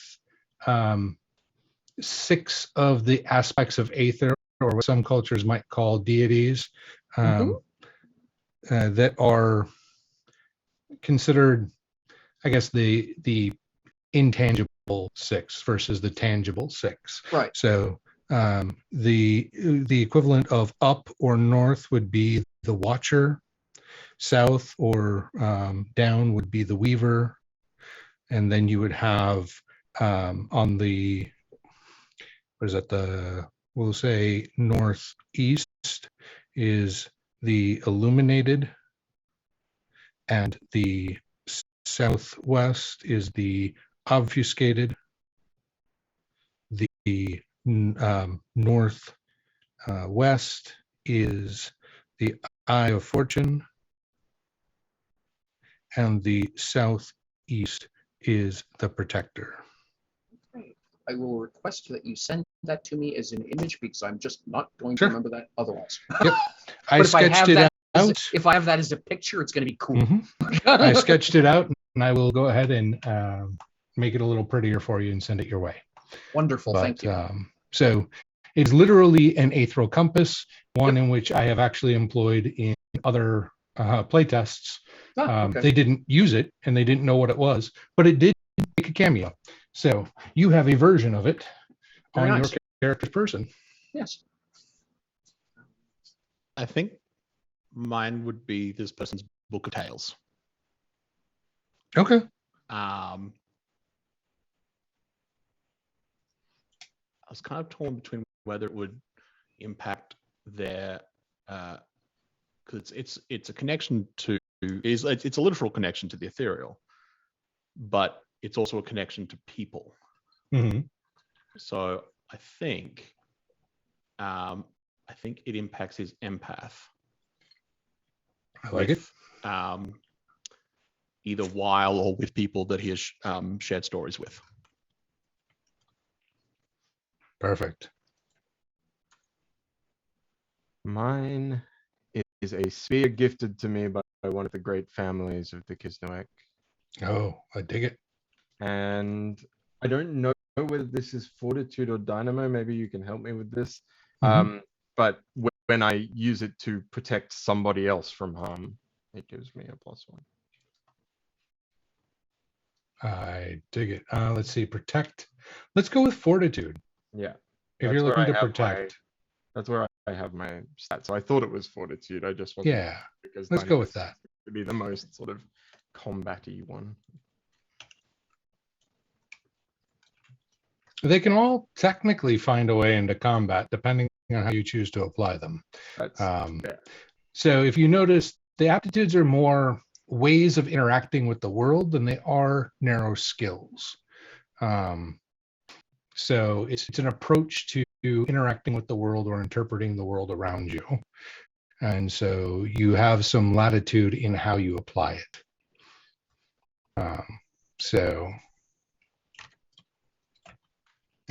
But in this case, it definitely feels Fortitude. Yeah. And this is just like super leaning into their bodyguard thing. And I'm into Yeah, I like it. All right. So that is the core of our character creation. From there, you are encouraged to flesh out any of the other details that are inspired by it to help you get a better picture of your character. But like I said, our session 0 mechanic, we're going to talk about past experiences, current motivations, and future goals for all of the characters and how they might overlap in places. Maybe not literally like you're in the same place at the same time, but in theme or in some sort of similarity where you can create group bonds around. So just know that we will continue to flesh them out a bit more on stream as well. But my question to everybody once they finish, actually it's a series of questions. The first one is, do you feel like like you've created a dynamic character versus a flat character? Absolutely. Yes. Yeah. The next question is, well, I'm sorry, Michelle, yes? I was just going to say, I won't know that until I've played the character. Okay, that's fair. With me, characters happen when I start playing them. That's fair. Yeah. Do you feel like you've gotten enough from character creation to flesh out as much backstory as you like for when you build characters? Hell yeah. Certainly. Yeah, overkill. Fair enough. Do you feel like there are enough areas of growth for the character that when you get into playing, you have front story, as some may call it, to pursue? No, but it's an artificial problem because of how we're doing this. Mm-hmm. Normally, I wouldn't create a character without knowing the setting and the supposition, the pitch, if you will, about what the game's going to be out. But where this is a test, we don't have that. So I don't know where this character is going because I have no idea where we're starting. Okay. Yeah, I don't have context, I guess is the best way to put it. Yeah, I feel somewhat in the same way, but in the sense that I'm expecting what you described for next week to give a lot of that. Is like, okay. I don't know how I don't know how to work out what this character wants right now because I don't know what the group is. That's fair. Yeah. But I have like some wider scope ideas of what they want as a person. So is that and what that that works. What that tells me is the types of things that I need to include for next session to help you flesh out those different aspects.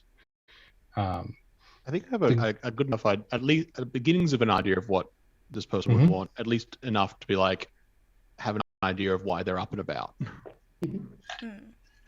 Okay. Whether like the specifics change, we'll see. I think that's the thing that I found strangest about this form of character creation over other kinds, in that when normally I like to know what the world is, normally I like to know what, where I'm coming from, like what is this, what is the background. Obviously I have a lot of it, so I'm already sitting in it, but at the same time, for this and for the last playtest, I didn't necessarily know what the story was going to be, and so that context was missing anyway. With this kind of character generation, what I like about it, what I struggle with is not having that context. What I like about it is that I don't necessarily feel like adding that context will be difficult. When I have it, I'll be able to apply to it what I've got. No, that's good. And what I want you to know, this is purposeful. And the reason it's purposeful is that Omens Rising is designed to be character plot or character centric in its plot, not world centric in its plot. So between what I've learned about your characters as you've made your decisions in this process and the 6 prompts that we will have, I'm going to have 30 just from next session's connections. It'll be 2 experiences, 2 motivations, and 2 goals per character. So that's 6 times 5, plus everything that I've learned tonight or this morning, depending on where you are in the world, in order to build character-centric plots and bring everyone together.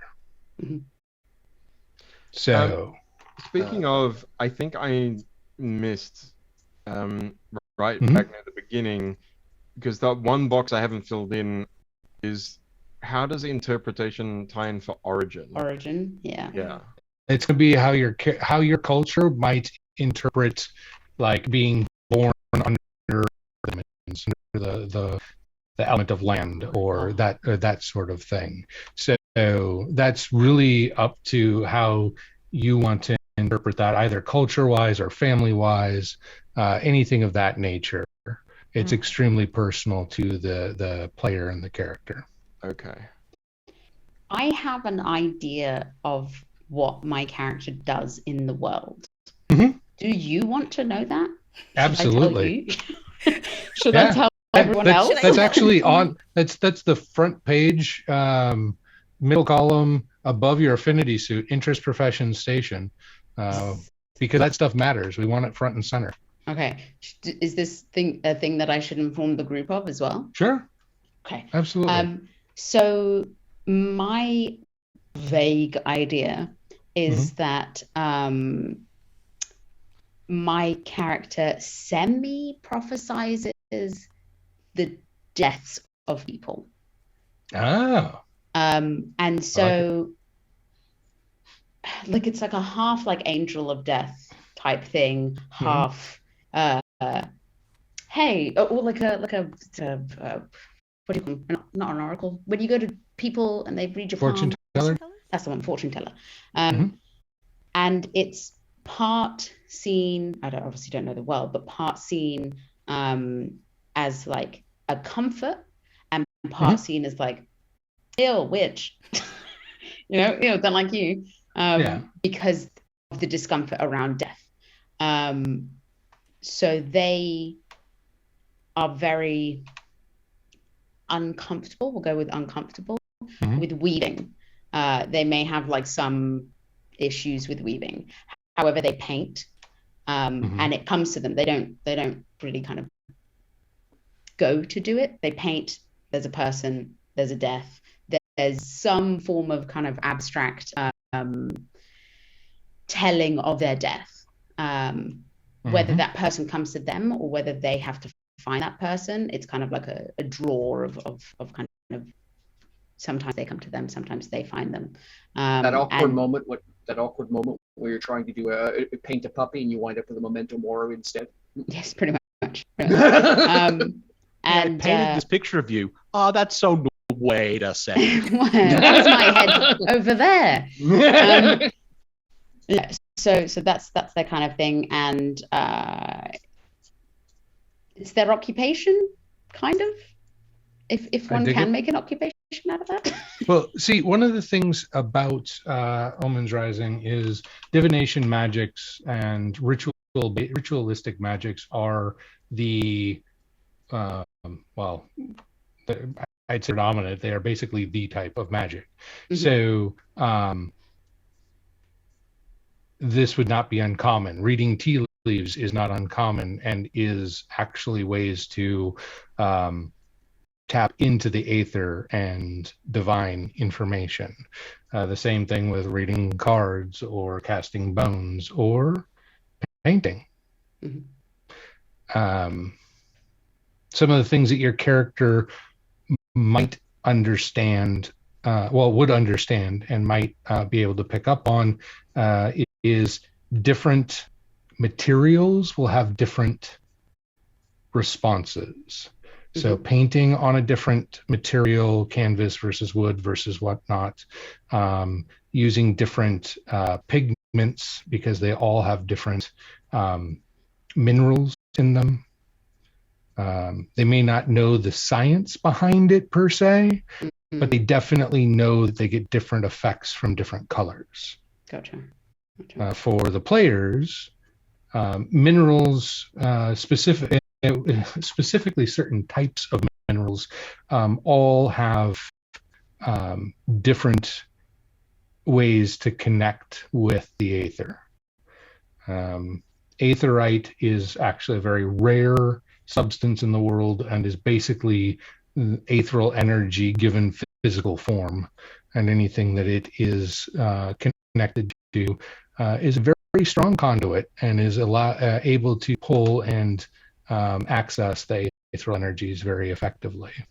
So you would have a variety of different responses in your paintings, depending on what colors you have on hand. Mm-hmm.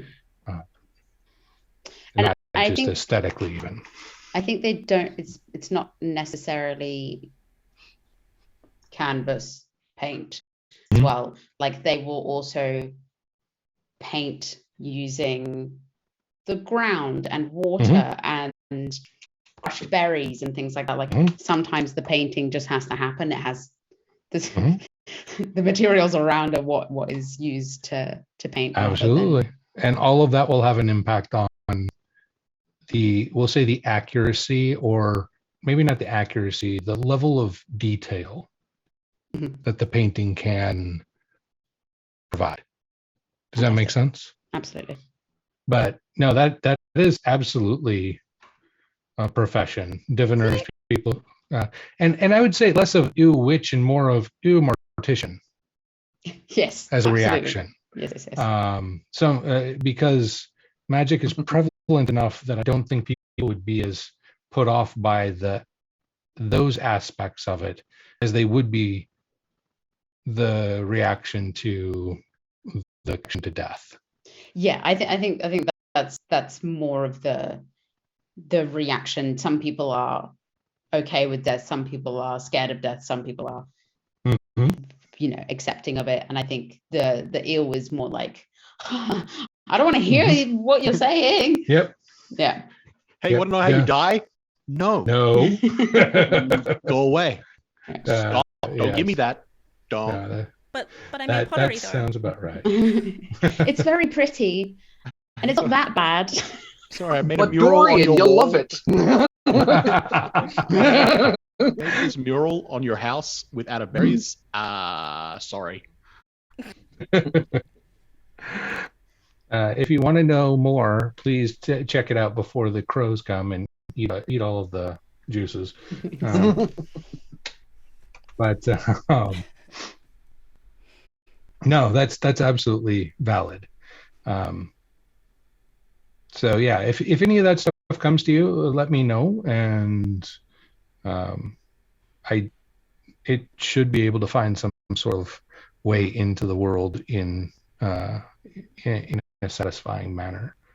So I just had like some pieces of puzzle pieces falling together in my brain while I was listening as well. Love it. Yeah. I guess we're sharing. I'll be. I guess we're sharing. I'll be concise about it, but I'd been thinking about that bond that we were talking about, how it was related to the ambassador thing. I think the person they're very close to isn't the ambassador themselves, but a childhood friend who is the daughter of the ambassador. Or I've written child. No, it's the daughter of the ambassador, but now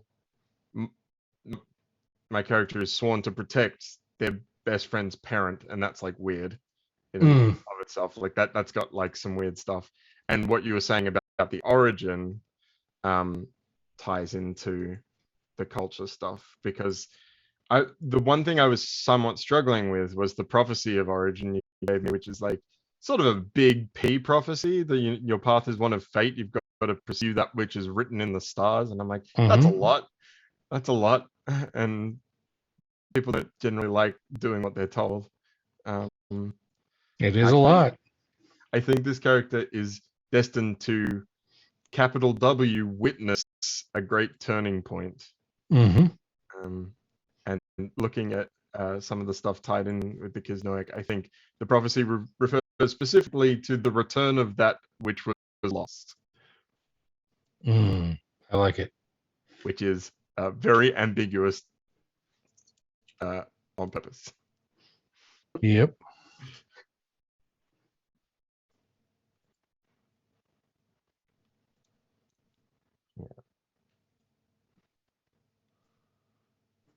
Now I got to find a cute animal to be my familiar though.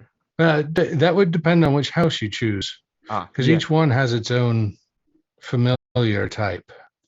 So tell them, or choose the animal. I'll list the ones that have been thrown out there, and you can choose. Do, because that. So snakes or reptiles, horses, octopi or fish, butterflies, moth, or other small winged creatures, birds, large cats, spiders and other creepy crawlies, primates, rodents, anything sort of bat-like or nocturnal and flying,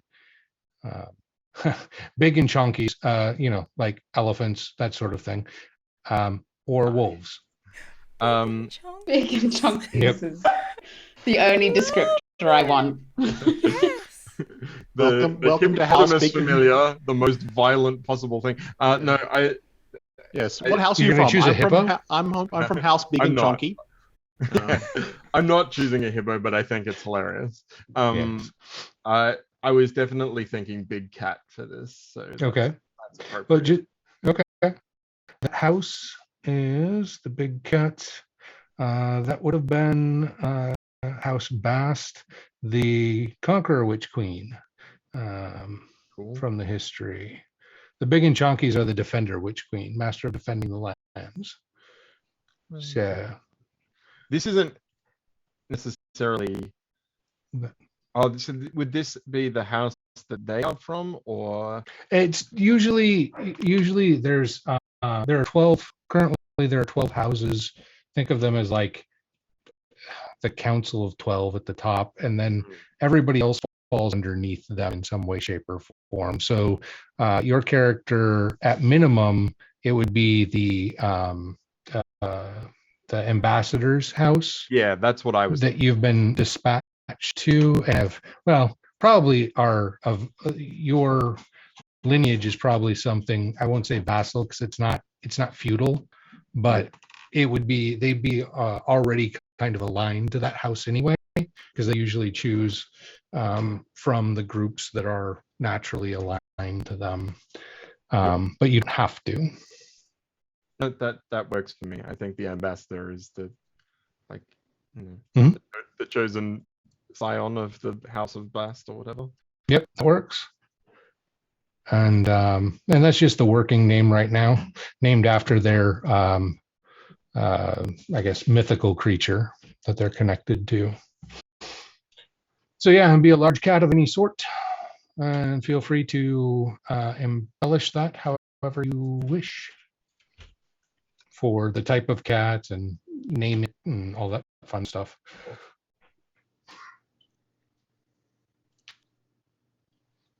Does anyone know if albino panthers exist?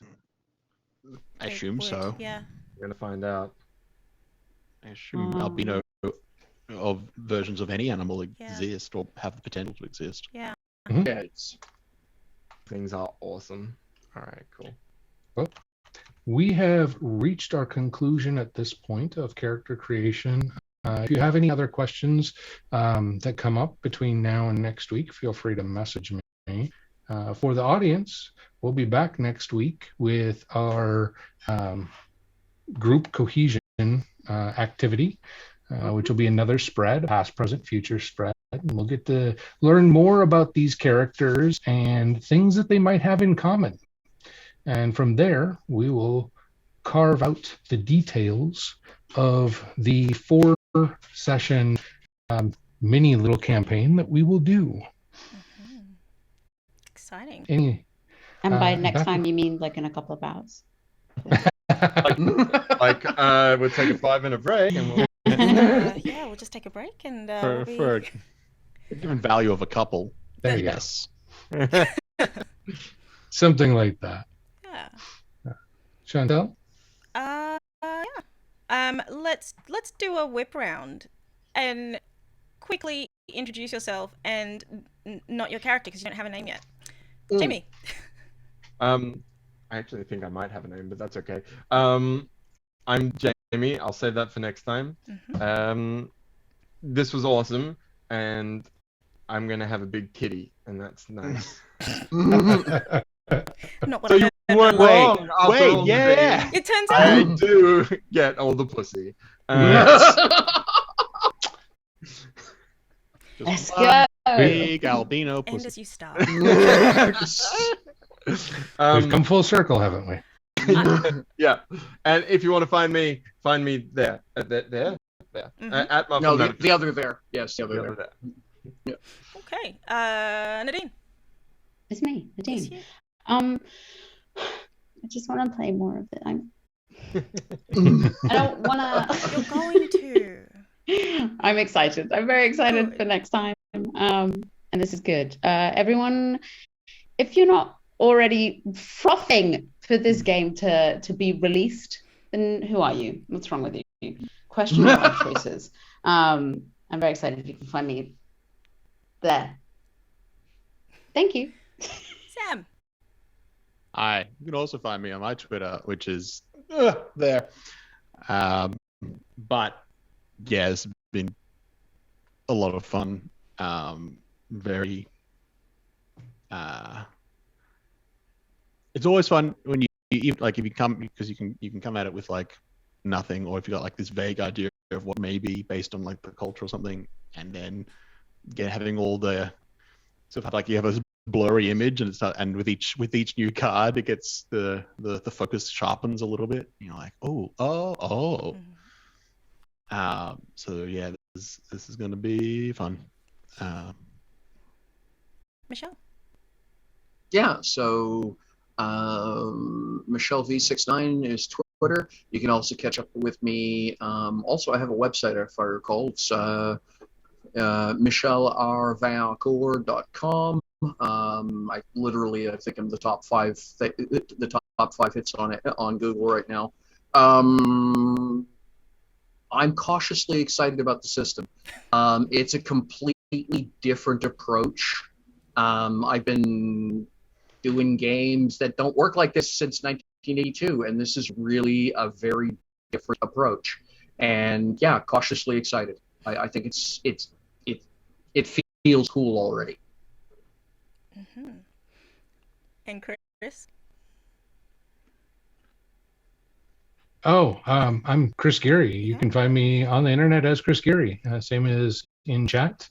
And I'm excited to be here and for you all to continue your journey with these characters as we make our way toward our first plot. Mm-hmm. And I am Shauntelle B. You can find me on Twitter there at Shauntelle B. And we are Lost Worlds Archive. I've decided that now we have an outro thing that we say, and we are Lost Worlds. We are them. We are. Back in New York City. We will not be here tomorrow. Twitch is going dark, so we will not be playing Unlawful Disorder, but we will be back next week with more of this, and then more of Unlawful Disorder the next day. And because I don't know how dates work in my head, I don't know, but Monster Hearts will be on its way. So Yay! So we'll see you soon. There'll be things. Yeah. They'll be here. They'll be at a time and Correct. on a day. Yes, that is absolutely correct. Okay. Follow us at places and find out. Follow us at places. Yeah. Yeah. Hey, Lost World Archives has a Twitter as well. It has a Yes. Twitter. Yeah, we are Lost Worlds. Go there. Go there. Mhm. Go there and Yep. hit that that follow button, and also head over to Omens Rising and hit that follow button also. Heck. Yes. Yes. Yes. Yeah, the more followers we get, the more lore we're going to leak online. So Okay, Ooh, listen. fascinating. No need to flirt with me, Chris. It's time for some more leaking. are you sure? I thought that was part of That one of is your all I goals want. for this Please session. give me For more this lore at all It times. was Thank in the you. rider for the show that it was a Not to be flirted. flirt If I quota. remember the lines, sales, and preferences, there was something about lots of flirting with Nadine. Yes. It Free wasn't reign quite for that Nadine. classy of a way to say it, but We will all flirt with Nadine more Thanks. next week. Bye, everyone. Later. Cheers. Bye. Ta-ta. Cool.